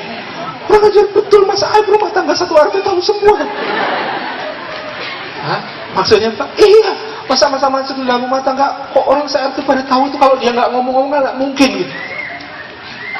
Nah, saya kadang-kadang ya dengan kalimat-kalimat yang baik lalu menasihatkan kepada suami bahwa wanita selalu perlu telinga yang akan mendengarkan masalah-masalahnya. Kalau dia tidak mendapatkan telinganya di rumah, dia akan cari telinga itu di pertemuan RT. Dia akan cari telinga itu di pengajian. Untuk apa? Mendengarkan curhatnya, karena dia memang perlu untuk didengarkan. Jadi kalau Anda laki-laki tidak terampil mendengarkan, memang harus siap aib rumah tangga sesuai yang kita tahu. Contoh. Nah, itu ilmu tentang misalnya contoh kecil, berkomunikasi. Ilmu lain, misalnya tentang bagaimana mengasuh anak, bagaimana jadi bapak yang baik, bagaimana menjadi ibu yang baik. Hatta bahkan di keluarga-keluarga dakwah, saya menemukan ada cara-cara berkomunikasi yang tidak benar kepada anak. Karena Allah memesankan di surah An-Nisa ayat ke-9, "Wal yakhshal ladzina law taraku min khalfihim dzurriyyatan li'afan khafu 'alaihim falyattaqullaha wal yaqulu qawlan sadida." Hendaklah takut orang-orang yang meninggalkan di belakang mereka generasi dalam keadaan lemah, mereka selalu khawatirkan terus. Solusinya apa kata Allah? Falyattaqullah, hendaklah bertakwa kepada Allah, wal yaqulu qawlan sadida, dan mengatakan kalimat yang lempang, yang lurus, yang benar, yang baik. Ada banyak kalimat tidak benar di dalam pembicaraan kepada anak. Anak soleh masuk surga, anak nakal masuk neraka. Saya tanya, itu ada dalilnya atau tidak? Oh, maksudnya Ustaz, itu tadi anak soleh masuk surga, anak nakal masuk neraka, itu ada dalilnya apa enggak? Kan kalau orang soleh memang surga, Ustaz. Kalau orang jahat neraka. Orang apa anak? Orang ya. Beda dengan anak gitu. Ada lagi kemudian mengatakan selba apa itu? Bagaimana kemudian kalimat-kalimat yang terbaik? Ayo nak, Allah nggak suka lo itu, Allah nggak suka lo. Padahal anaknya ngapain? Bawa piring di goyang-goyangkan gitu. Orang tuanya bilang, ayo nak, Allah nggak suka itu. Saya tanya, ada dalilnya apa tidak? Sesungguhnya Allah tidak menyukai anak yang memainkan piring gitu. Ada orang tua yang mengenalkan kepada anaknya, mengenalkan Allah kepada anaknya itu sebagai yang maha tidak suka. Dikit-dikit Allah nggak suka, dikit-dikit Allah nggak suka. Gitu. Jadi yang tertanam di dalam diri anak itu, Allah itu zat yang maha tidak suka. Padahal nggak ada itu di dalam Asmaul Husna. Dan ibu mengadu, Ustaz gimana Ustaz, anak saya sudah 10 tahun, sudah mau 11, belum mau salat juga Ustaz, saya sudah mau pukul, gimana Ustaz? Padahal itu sudah saya biasakan sejak kecil, sejak kecil banget. Sejak kecilnya seberapa Bu? Ini 2 tahun sudah saya belikan mukena Ustaz. Tapi sampai sekarang belum mau sholat Bu. Iya. Tanya sedikit boleh Bu? Iya. Dulu waktu dia umur 2 tahunan suka gangguin ibu sholat enggak? Iya Ustaz. Nah itu terus ibu apain? Oh saya marahin Ustaz. Saya jelasin itu. Saya bilang, tidak boleh diganggu nih, salat. Salat ibadah kepada Allah. Nak, kalau kamu nakal nanti ibu cubit kamu gitu. Saya bilang, itu kira-kira sebabnya ibu. Maksudnya apa Ustaz? Itu cara membesarkan seperti itu. Ibu mengenalkan sholat kepada dia bahwa sholat itu aktivitas yang tidak menyenangkan. Tidak menyenangkan bagaimana? Itu maksudnya. Mohon maaf kalau ini mengarah kepada satu suku bangsa tertentu ya. Ketika itu kemudian kita sampaikan kepada sang ibu bahwa anak itu mengenali sesuatu aktivitas menyenangkan atau tidak dari perasaan yang pertama timbul ketika aktivitas itu dilakukan oleh orang tuanya. Jika sholat itu membuat orang tuanya jadi monster, oh ibu, kalau pas sholat itu jadi galaknya luar biasa gitu. Saya naik ke punggung aja dicubit gitu. Diancam, diprototin gitu. Yang tertanam di benak anak itu adalah bahwa sholat itu tidak menyenangkan. Coba bandingkan bagaimana Rasulullah mendirikan kepada Al-Husain bin Abi Thalib, Al-Husain bin Ali bin Abi Thalib, salat itu menyenangkan. Kenapa menyenangkan? Karena kalau salat Rasulullah sedang salat, Husain itu digendong. Indah sekali itu salat. Kalau salat saya digendong gitu. Dan kalau beliau sedang sujud, Husain naik ke punggungnya, main kuda-kudaan, itu Rasulullah tidak akan mengangkat kepalanya dari sujud sampai Husain turun sendiri karena sudah bosan. Pertanyaan penting, kenapa Husain nanti ketika dewasa digelari as-sajjad, orang yang banyak sujud? Karena sujud itu menjadi aktivitas yang sangat menarik ketika kecil, bisa dipakai kuda-kudaan. Tertanam itu, tertanam bahwa sujud itu menyenangkan, sehingga apa yang terjadi ketika dia dewasa, sujud itu menjadi sesuatu yang indah. Ada sama capeknya, tapi orang tidak sadar bahwa berbeda nilainya. Coba, ada ibu membangunkan anaknya, nak bangun nak, nanti kalau bangun ibu bikinkan susu kamu. Beda nggak hasilnya dengan nak bangun nak, itu sudah ibu bikinkan susu untukmu? Sama nggak? sama capeknya, sama bangunin, sama bikinkan susu, tapi hasilnya jauh. Yang satu dibangunkan, nak bangun nak, kalau kamu bangun dibikinkan susu deh. Apa yang terjadi? Mendirikan pamrih kan? Dia tidak melakukan sesuatu kecuali sesuatu itu punya manfaat nyata jelas, langsung didapat baginya. Maka ketika bangun dia akan merengek, mana sih susunya, katanya mau dibikinin susu gitu. Tapi coba bayangkan, yang kedua, anak yang kedua dibangunkan dengan mengatakan, nak bangun nak, itu sudah ibu bikinkan susu, ibu taruh di meja ya nak ya, ya bangun, cepat bangun. Apa yang dirasakan si anak? Ibuku baik banget. Aku belum bangun aja udah dibikinkan susu. Hal kecil saja.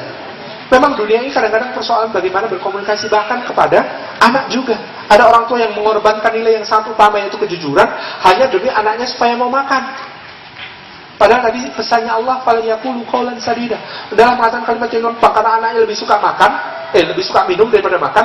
Kadang-kadang waktu nyuapin, itu disendokkan dari mangkoknya, tapi diampirkan ke dalam gelasnya, kemudian baru disuapkan ke mulut. Biar dikira dari gelas, dikira minuman, supaya mau dia makan. Iya, anaknya mau makan, kenyang. Tapi dia mengatakan, oh, tukang kibul ibu ini. Ada orang tua yang demi anaknya tidak menangis, rela mengorbankan nilai-nilai utama seperti amanah. Mau pergi anaknya, kalau dia pergi pasti nangis. Maka dia kemudian nyuruh pembantunya untuk memperlihatkan cicak. Cicak, lihat tuh cicaknya ada berapa ya. Lalu ibunya menyelinap pergi. Memang anaknya tidak menangis, tapi dalam hati dia mengatakan, oh tunggu ku balas waktu aku kelas 2 SMP nanti. Aku akan pergi tanpa pamit sering-sering, seperti yang kau lakukan, duhai ibu. Ada banyak anak yang itu durhakanya itu mencontoh orang tua. Ada anak kecil jatuh. Kalau anak kecil jatuh, respon Anda calon ibu bagaimana? Yang dilakukan atau dikatakan pertama kalau anak jatuh, tuh kan dibilangin, jangan lari-lari. Anda baru saja membatalkan seorang juara maraton dunia gara-gara tidak boleh lari waktu kecil. Padahal lari itu penting kan? Atau ada yang kemudian menyambut dengan begini, ketika anaknya jatuh, ini batunya nakal ya nak, batunya emang nakal ini. Atau kalau di Jawa, kodoknya lari ya. Itu juga dibalas sama anak kelas 2 SMP biasanya. Dek, nilai matematikamu kok cuma 4? Iya bu, habis gurunya kilas. Jadi kodoknya lari diganti gurunya kilas. Ada anak jatuh lagi, orang tuanya bilang, nggak apa-apa nak, nggak usah nangis, nggak sakit. Anak gagah, pinter, nggak nangis. Kalau cuma kayak itu nggak sakit sih. Bagus nggak? Bagus ya anaknya biar tangguh gitu ya. Tapi nanti tunggu ibunya umur 65, asam urat sudah tinggi, nencok di mana-mana. Malu kepada anak, bu kan sakit sekalian anak bu, sudah tua jangan nangis bu, malu-malu ini. Itu belajar dari mana? Cuma kayak gitu nggak sakit Sering tanpa sadar. Maka ilmu untuk menjadi orang tua perlu dikuasai segera. Bapak yang baik, ibu yang baik, semuanya. Itu baru ilmu ya. Persiapan kedua, persiapan ketiga, persiapan malia, persiapan finansial. Bukan cuma persiapan bagaimana caranya bisa memperoleh uang, tapi persiapan berketerampilan bagaimana caranya menghabiskan uang. Tuh, yang bikin bangkrut itu bukan karena tidak mendapatkan uang biasanya, tapi karena tidak pandai menghabiskan uangnya. Nah, ibu-ibu belajar segera kemampuan mengelola keuangan yang baik. Bapak-bapak bersegera kuasai kompetensi. Begitu Anda balik, segera bangun dalam bidang apapun Anda belajar. Jangan belajar menghalangi Anda membangun sebuah kompetensi dan diferensiasi dari yang lain. Saya mau cerita kawan saya namanya Dr. Rinaldi Trivisianto. Saya kagumi sejak SMA. Kami dulu satu SMA, saya ketua OSIS, dia ketua RAHIS. Yang saya kagum adalah kesederhanaan, karena bapaknya itu rektor sebuah perguruan tinggi swasta terkemuka di Jogja waktu itu. Tapi dia kalau ke sekolah itu kadang-kadang sepeda, kadang-kadang naik bis gitu. baru kelas 3 itu naik motor.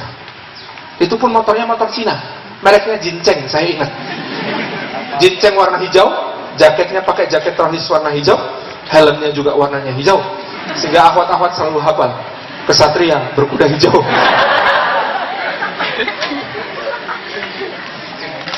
Nah, begitu dia kuliah di FKUGM, Fakultas Kedokteran Universitas Gadjah Mada, dia memegang banyak amanah dakwah, sempat menjadi ketua senat mahasiswa fakultas, sekjen lembaga dakwah fakultas, binaan-binaannya sangat produktif, bagus. Kemudian dia juga mengajar di lembaga bimbingan belajar, disempatkan ketika kuliah itu malam gitu ya. Kemudian dia juga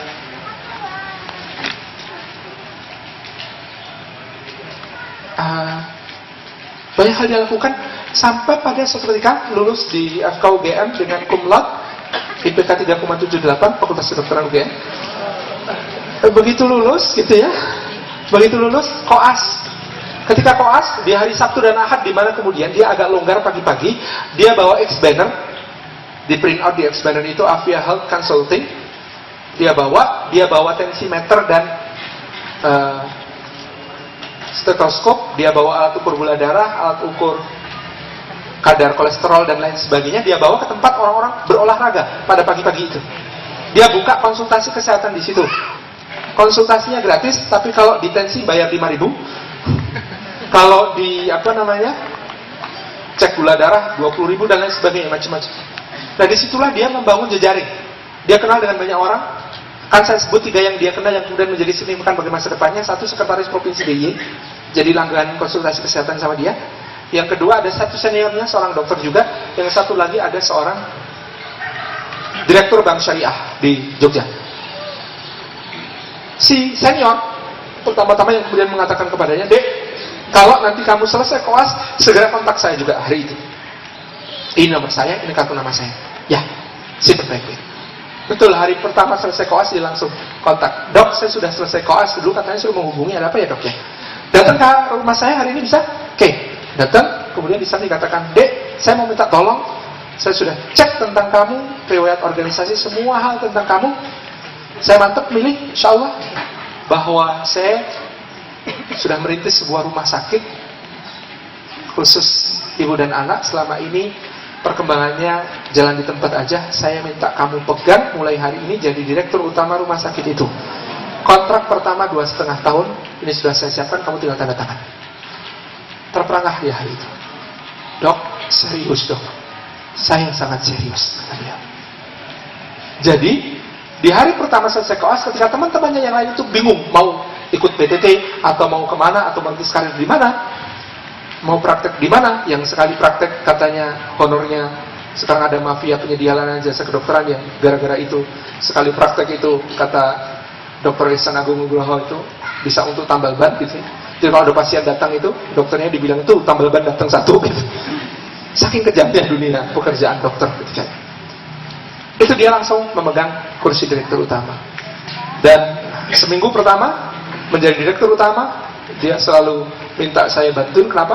Karena selalu didemo oleh suster-suster yang dia sebut suster-suster bertarung dan dokter-dokter senior yang tidak menerima kepemimpinan seorang anak kemarin sore yang baru selesai koas tiba-tiba jadi direktur utama. Tapi dia dengan tangguh hadapi semua itu. Dia lakukan perubahan rumah sakit itu, dia kembangkan rumah sakit itu. Pertama-tama soal akreditasi, dia urus baik-baik akreditasi rumah sakit itu menjadi rumah sakit terakreditasi terbaik hari ini di Jogja. Dia kembangkan secara fisik dengan leasing dari bank syariah yang direkturnya dia kenal waktu konsultasi kesehatan itu. Dan selesai kemarin 2,5 tahun kontraknya, dia kemudian mengundurkan diri, selesai kontrak, dan kemudian seluruh pengurus yayasan datang ke tempatnya, ke rumahnya. "Dok, tolong dok, kami mohon supaya rumah sakit ini perkembangannya lebih stabil, nanti sistemnya sudah berjalan, tolong perpanjangan kontrak 2,5 tahun lagi ya dok ya." "Oh, tidak bisa," kata dia. "Saya sudah janji kepada orang tua bahwa 2,5 tahun praktek saya harus sudah mengambil pendidikan spesialis. Dan saya sudah menyiapkan semuanya. Dok, mohon kebijaksanaannya. Mohon maaf, saya tidak bisa." "Begini dok, bagaimana kalau pendidikan spesialis ini dokter kami persilahkan untuk mengambil, dan biayanya berapapun ya. Kalau yang dokter ambil anestesi, kira-kira kami memperkirakan sampai selesai kira-kira 450 juta itu ditanggung oleh kami ya, sebagai yayasan, dengan perjanjian dokter nanti kembali lagi ke kami setelah selesai pendidikan spesialis. Kayaknya nggak bisa seperti itu. Mohon maaf, saya nggak bisa menerima itu. Begini saja dong. Jadi selama dokter ambil spesialis itu, gaji dokter sebagai direktur utama tetap kami bayar, seluruh biaya pendidikan kami tanggung, dan nanti kami mohon untuk bisa kembali ke rumah sakit. Bagaimana dong? Kami mohon sekali dong. Saya pikir-pikir dulu ya. Nah, artinya apa teman-teman? Insya Allah seorang dengan kompetensi yang sejak awal dia bangun, yang terdiferensiasi dari orang-orang lain yang berbeda dengan dia, ini menjadi satu titik unggul. Apapun yang Anda bina sejak sekarang, harus Anda kembangkan, asah. Jangan menunggu lulus untuk membangun sebuah diferensiasi yang kuat bagi diri Anda. 3 ya. 4, persiapan fisik. Tadi kebalik, gak apa-apa ya. Persiapan fisik, jaga kesehatan baik-baik, jaga asupan baik-baik, pastikan hanya makan yang halal dan thayyib. Halal jelas, itu kaitannya sangat erat dengan persoalan keberagaman kita. Thayyibnya, kalau halal urusannya dengan dikabulkannya doa, tumbuhnya daging yang tidak disentuh api neraka. Tapi kalau thayyib, jangan sampai Anda nanti harus bertanggung jawab di hadapan Allah ketika Allah tanya, kamu bisa-bisanya melahirkan generasi gak sehat begitu, gampang sakit, kena hujan begitu. Gara-gara kamu sih sukanya makan bakso aja kalau siang. Jajan dong yang 4 sehat 5 sempurna gitu. Gimana kalau Allah bertanya begitu? Karena anak kita tidak sehat dari asupan kita. Maka asupan dijaga. Segala penyakit-penyakit yang berpotensi menimbulkan masalah, apalagi yang terkait dengan sistem reproduksi, segera selesaikan sekarang. Akhwat misalnya punya keputihan, segera selesaikan, jangan malu sekarang. Tuntaskan itu. Ikhwan, kalau ada penyakit-penyakit menular, segera sembuhkan. Termasuk panu bisa. Olahraga. Beban-beban fisik Anda sebagai seorang ayah, suami, sebagai seorang kepala RT, misalnya ketua RT, jauh lebih berat daripada beban-beban fisik seorang bujang. Jadi persiapan itu dengan baik sejak sekarang, dan seterusnya. Persiapan fisik. Yang terakhir, kelima, persiapan sosial, ijtimaiyah. Bagaimana Anda bukan hanya menjadi pelengkap penderita di tengah warga tempat Anda bernaung. Mulai, misalnya kalau saya dulu walimah itu sampai 3 kali. Gara-gara bapak kekeh mau walimah di tempatnya demi teman-temannya, mertua juga demikian. Sementara saya kekeh walimah itu yang paling berhak untuk saya undang adalah tempat di mana saya akan tinggal, nah tetangga-tetangganya. Maka bapak mertua ngundang kolega, bapak saya ngundang kolega, saya juga ngundang calon-calon tetangga. Ini terus ada dealnya. Ini biayanya bagaimana kok 3 kali begitu?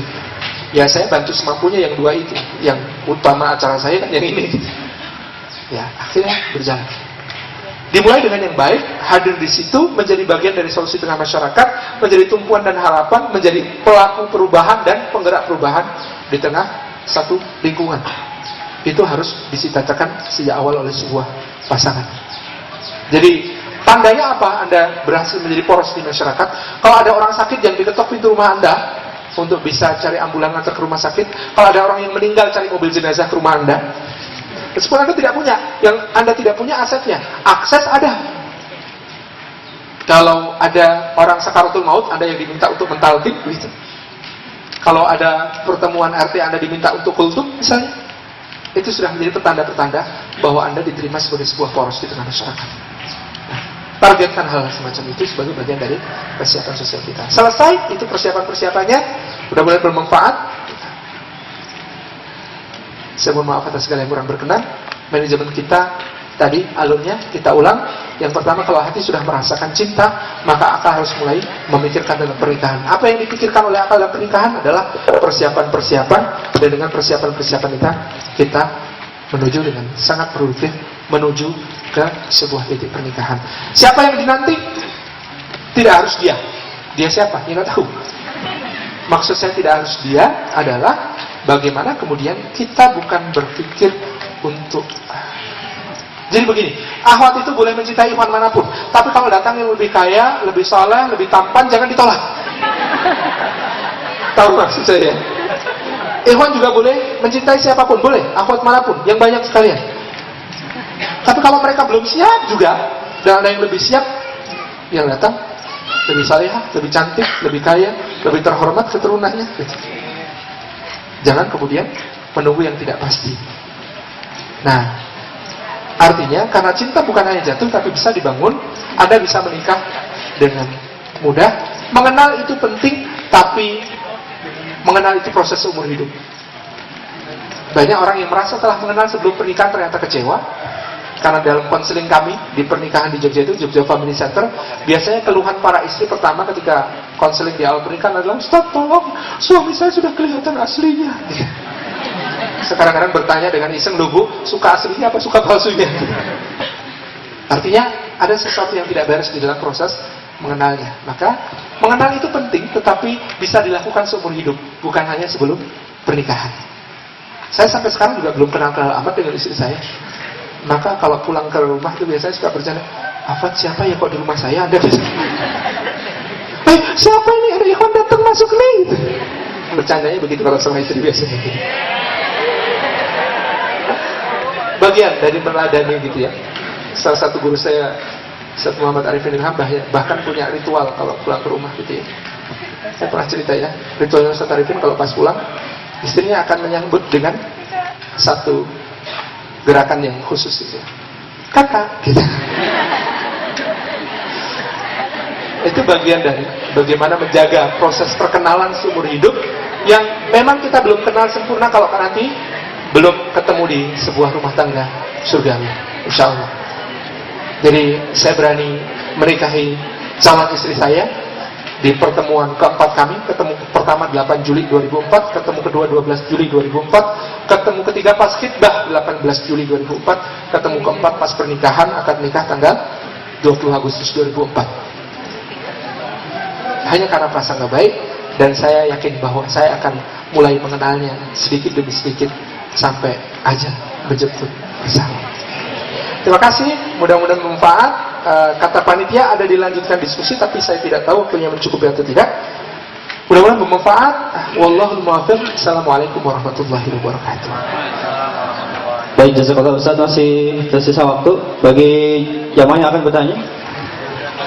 Keterbatasan mic jadi harus antri. Yang paling depan dulu ya, mohon maaf. Terima kasih. Assalamualaikum warahmatullahi wabarakatuh. Nama saya Nandar Ustaz. Saya Nandar. Nama saya Nandar. Saya ingin bertanya mengenai bagaimana cara meyakinkan diri dengan semua pelajaran yang diberikan oleh Ustaz, ya. Karena fenomena yang terjadi di luar sana itu ada gap antara harapan dan realitas, gitu. Jujur, mungkin setelah kita tahu apa isi dari ceramah Ustaz tadi ini, ilmu-ilmunya segala macam, pasti masih sering terbentur dengan pikiran dan hati itu tadi. Bilang, oh saya misalnya ingin mendapatkan seorang wanita yang soleha, cakep dan lain-lain. Tapi begitu dilihat dari begitu mau dimasukkan lagi ke akal, itu terlena lagi dengan realitas. Gitu. Itu pertanyaan saya. Makasih. Realitasnya apa itu tadi? Kalau harapannya kan mau diwujudkan dia, ya. Realitasnya bagaimana? Ya, realitasnya misalnya mungkin gini. Misalnya saya yang lagi selesai kuliah, terus mau menikah, tapi ternyata persiapan mengenai malia apa terus yang tadi yang 5 itu belum siap apa segala macam. Tapi kebenaran untuk menikah itu cuma berpanutan sama sunnah Rasul, ya. Artinya di umur 25 ingin menikah gitu. Itu belum jadi Rasul itu. Oh, belum jadi Rasul. Belum jadi Rasul. Jadi Rasul umur 40. Ya. Betul ya? Iya. Oh ya. Jadi tolong diberikan pemahaman juga gitu. Baik. Apakah umur 25 bagusnya menikah Pak? Iya. Terima kasih. Baik. Waalaikumsalam warahmatullahi wabarakatuh. Nandar dari mana kita? Kenapa? Dari mana? Asal? dari Sulsel tapi kuliah di Jakarta. Kita orang dari Sulsel rupanya. Mohon maaf tadi kita berbicara begitu. Mulai lagi ya. Saya selalu terkenang dengan lahjah teman-teman Sulawesi Selatan karena pertama kali ada cerita-cerita yang mengejutkan gitu. Datang ke Makassar, dijemput di bandara, diantar ke hotel gitu. Yang antar panitia ikhwan dan akhwat, tapi yang kemudian menyampaikan akhwat ini, Ustaz, malam ini kita tidur di hotel ini dulu. Kita baru tahu ternyata kita artinya Anda. Jadi pagi subuh setelah mengisi kultum itu ada ibu-ibu kemudian mendekati saya dan bertanya, ya Ustaz, apa kita sudah kawin gitu? saya sudah tidak terkejut gitu. Karena apa kita sudah kawin berarti apakah Anda sudah menikah? Terima kasih Anandar. Pertanyaannya, ya, proses kita di dalam bersiap itu adalah proses dalam mendekatkan antara harapan dengan realita. Nah, sejauh apa kedekatan yang membuat kita berani untuk mengambil aksinya, take actionnya di dalam pernikahan itu adalah kemudian urusannya tentang iman. Jadi kenapa sebagian ulama menyimpulkan hadis yang berbunyi ketika seorang laki-laki menikah maka separuh agamanya telah sempurna.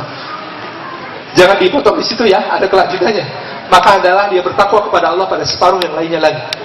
Kenapa separuh agama itu kemudian dimaknai sebagai, karena menikah ini urusannya biasanya soal akidah.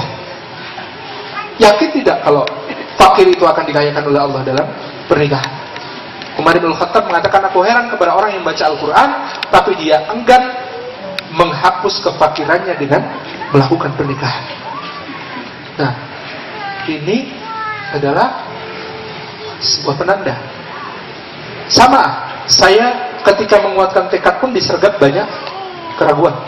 Jadi 8 Juli itu ketemu pertama hanya berbekal data untuk nazar. Saya dipersilahkan melihat seperti apa calon istri setelah membaca bahwa tingginya sekian senti, beratnya sekian kilogram, berkacamata atau tidak, nama orang tua siapa, ada cicil dan keluarga apa, macam-macam begitu. Ketemu di rumah seorang ustaz dan saya kemudian sepanjang pertemuan tidak berani melihat wajahnya. Saya hanya menunduk saja. Alhamdulillah mejanya terbuat dari kaca. Maksud saya, perintah Rasulullah saya dapatkan di situ. Fanzur ilaiha, lihatlah kepadanya. Dan saya membaca banyak riwayat bahwa para sahabat itu sembunyi-sembunyi dalam melihat calon istrinya. Maka saya juga sembunyi-sembunyi melihat dia dan ternyata dia juga sembunyi-sembunyi melihat saya. Belum banyak bicara, 12 Juli ketemu kedua itu sudah banyak bicara. Dia bertanya, saya bertanya, saling menjawab. Ya, satu kemudian mengatakan, apa visi misi Anda dalam pernikahan ini? Seperti apa konsep Anda dalam pembentukan keluarga? Seperti apa konsep Anda dalam pendidikan anak? Seperti apa proyeksi nafkah Anda? Seperti apa proyeksi tempat tinggal Anda? Apa pendapat Anda tentang istri yang berkarir? Apa pendapat Anda tentang homeschooling dan lain sebagainya? Itu pertanyaan susah semua. Jadi saya sudah mulai mengagumi, oh ini berarti orang cerdas ketika menikah yang ditanyakan jauh lebih berat daripada wawancara pekerjaan. Selesai tanya jawab itu kemudian dilanjutkan dengan pengakuan, confession gitu. Dia confess pertama, mohon maaf kalau Anda mencari seorang istri yang pandai memasak, segeralah mundur karena saya tidak bisa memasak. Saya bilang innalillahi wa inna ilaihi raji'un. Tapi saya yakin itu adalah ujian dari Allah mempertanyakan niat saya. Karena saya menikah itu dengan niat, ya Allah berikan kepadaku seorang istri yang salihah dan mensalehkan. Salihah dan mensalehkan itu tidak ada hubungannya dengan bisa masak kan? Maka saya mengatakan, ya Allah gak bisa masak, gak apa-apa ya Allah. Saya kemudian bilang kepada beliau, oh gak apa-apa Uti, insya Allah di Jogja ini banyak rumah makan. Murah-murah lagi. Tahu saya mengapresiasi kejujurannya, dia makin melunjak. Dia mengatakan, mohon maaf juga saya tidak terbiasa mencuci. Semoga Allah merahmatimu. Saya juga bilang kemudian, ya gak apa-apa, insya Allah di Jogja banyak laundry. Kilauan lagi. Saya 18 Juli saya lamar. Ketika lamar itu jawaban calon mertua adalah ini harapan dan kenyataan. Harapannya saya bisa menikah hari itu kan. Kenyataannya adalah calon mertua mengatakan, ya lamaran diterima tapi nikahnya ya 2 atau 3 tahun lagi ya. Kaget saya. Saya kemudian memberanikan diri mengucapkan satu kalimat yang bahkan membuat ayah saya melotot. Ada orang yang gelasnya hampir jatuh. Ada orang yang kemudian melotot. Ada orang yang merah telinganya karena saya mengatakan begini, Pak, urusan saya sekarang segera menikah, Pak. Belum soal dengan siapa. Jodoh saya sudah tertulis dalam Lauhul Mahfuz. Kalau memang bukan di sini tempatnya untuk mencari, nanti di perjalanan pulang insya Allah bisa saya dapatkan. Bapak saya aku, kamu maksudnya apa?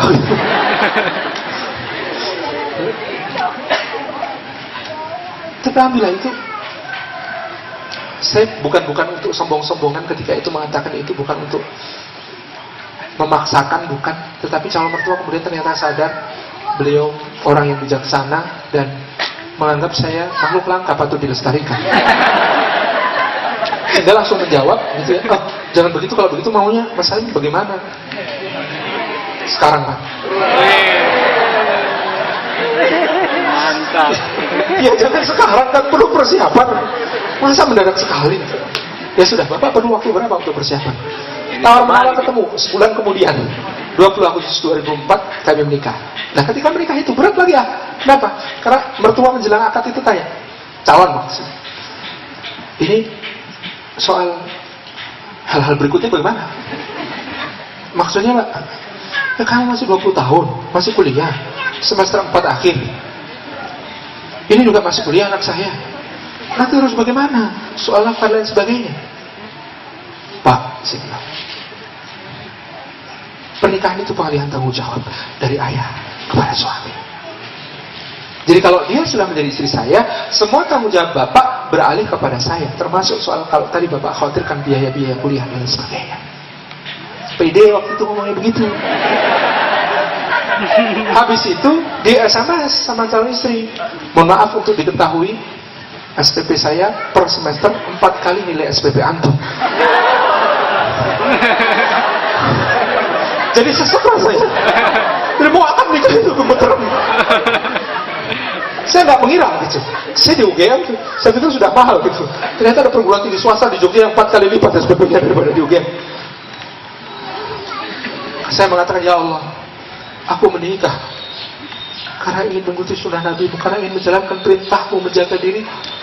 Maka kau berjanji untuk membantuku. Bantu aku ya Allah. Kok jadi berat begini? Dan aku ingat ya Allah, kalau melaksanakan perintahmu berat itu, makhluk-makhluk mulia dulunya itu mereka memejamkan mata. Seperti Ibrahim ketika diperintahkan menyembelih Ismail itu, dia akan memejamkan mata. Berat, tetapi harus. Tidak ada pilihan. Harus taat kepada Allah, di sisi lain punya kebapaan, kemanusiawian, kasih sayang kepada anak. Tidak mungkin. Maka dia memejamkan mata. Dan ketika dia memejamkan mata, maka begitu dia membuka, Allah tunjukkan keajaiban kan. Saya pun berharap sama. Ya Allah, aku akan nikah ini, izinkan memejamkan mata. Nanti kalau aku buka mata, tolong beri keajaiban. Meskipun keajaiban yang saya harapkan bukan istri ditukar dengan domba. Kan kalau Ismail diganti pakai domba ya. Ya Allah, turunkan keajaiban. Ternyata benar. Ketika kemudian membuka mata, hujan turun deras. Saya bilang, ya Allah, ternyata benar. Bahkan langit pun menangis kehilangan salah satu bidadarinya, turun ke bumi untuk mendampingiku. Gak usah ditulis ya, bikin sendiri. Nah, artinya apa? Tantangan-tantangan itu selalu ada di dalam. Allah melihat benarkah tekad kita atau tekad kita masih belum utuh. Maka melangkah terus, berkomunikasi yang baik dengan pihak-pihak terkait. Gitu. Allah itu mengatakan, Rasulullah SAW itu mengatakan lengkap tentang pilihan-pilihan hidup. Tidak akan kecewa orang yang istikharah, tidak akan, kebalik. Tidak akan, ya betul, tidak akan menyesal orang yang istikharah, tidak akan rugi orang yang musyawarah. Tidak akan menyesal orang yang istikharah, tidak akan merugi orang yang musyawarah. Maka dalam pilihan-pilihan kehidupan itu ada dua hal yang diajarkan oleh Islam kepada kita, istikharah dan musyawarah. Nah, musyawarah pada pihak-pihak yang memang berkompeten untuk membahas persoalan-persoalan kita itu dengan orang tua kita sejak awal. Komunikasi dengan orang tua itu wajib. Jangan sampai orang tua terkejut karena tiba-tiba satu hari anak perempuannya mengatakan, Pak, besok ada yang mau melamar, datang ke sini. Melamar! Kaget gitu. Kalau tidak pernah ada komunikasi. Atau anak laki-laki bilang, Pak, siapin mobil, besok kita pergi ngelamar. Maksud lo? Nggak ada diajak musyawarah sama sekali, tiba-tiba kemudian ngajak khitbah gitu. Nah, maka bicara terus, gitu, termasuk ketika kawan-kawan punya kendala, ikhwan biasanya merasa saya tuh ingin segera nikah sekarang, saya sudah merasa semuanya sudah oke. Cuma orang tua ini, kata orang tua harus punya mobil dulu, harus punya rumah dulu, gitu. Nah, bagaimana memahamkan orang tua ukuran-ukuran hal semacam itu? Kompetensi-kompetensi harus kita yakin dan kita sampaikan. Bicara terus. Air mata bukan halangan. Saya juga ketika akan menikah membuat ibu berair mata, tapi bagi saya itu bukan bentuk kemurkaan orang tua yang membuat Allah murka, bukan. Itu bentuk cinta. Itu kasih sayang, karena saya sudah mencoba untuk selalu bicara, mendiskusikan rencana itu terus menerus dengan akhlak yang baik. Akhwat juga misalnya katakan kepada orang tua, tugas bapak bukan jadi juri, Pak, you know? Karena banyak orang tua jadi juri. Mana calon suami kamu? Ya itu, bapak nggak suka. Ya itu tuh ya, gua demen tuh ngaji itu orang tua. Tugas orang tua bukan juri. Tugas orang tua bahkan bertanggung jawab mencarikan suami yang saleh untuk anaknya. Disampaikan kepada ayah anda, kepada kakak anda, Pak, punya tanggung jawab loh, kewajiban loh, ingat loh, tanya sama Allah baru tahu rasa nanti. Apa anak? Cariin yang saleh, cariin yang saleh. Gitu. Termasuk yang punya tanggung jawab anak yatim ya. Kalau Ustaz Arifin bilang di Adzikra kan ada yatamah, ada anak yatim. Kata beliau, yang mau menikahi dengan anak yatim Adzikra, kalau pengusaha harus hafal Quran. Kalau orang kaya harus hafal Quran. Kalau konglomerat harus hafal Quran. Kalau ustaz harus punya uang 2 karung. Nggak bercanda beliau. Ini bagian dari ikhtiar kita. Bagaimana istikharah, musyawarah. Terus bagian dari penguatan kita dengan ikhtiar-ikhtiar nyata. Wallahu a'lam. Lanjut silakan. Baik Ustaz, sesaat lagi kita sholat asar. Jadi kerinduan teman-teman untuk bertemu Ustaz itu sudah lama. Mudah-mudahan Ustaz bisa mengobati kerinduannya dengan menjadi pendengar yang setia setelah sholat asar untuk menjawab apa yang akan ditanyakan oleh teman-teman. Insyaallah. Salam saja. Alhamdulillah. Baik teman-teman semua, sesaat lagi kita akan sholat asar. Selesai sholat asar, silakan curahkan. Tapi mohon maaf untuk tidak curhat ya. Singkat saja, kemudian ada pembagian door prize dan sesi foto-foto boleh. Tangan-tangan nanti selesai sholat asar. Baik, demikian. Bayar itu bayar. Kenapa? Foto dan tanda tangan itu bayar itu. Gratis, insya Allah. Baik, jangan kemana-mana. Saya akan kembali, Ustaz Salim Atila akan kembali selesai sholat asar. Tetap di kajian Peranika. Terima kasih.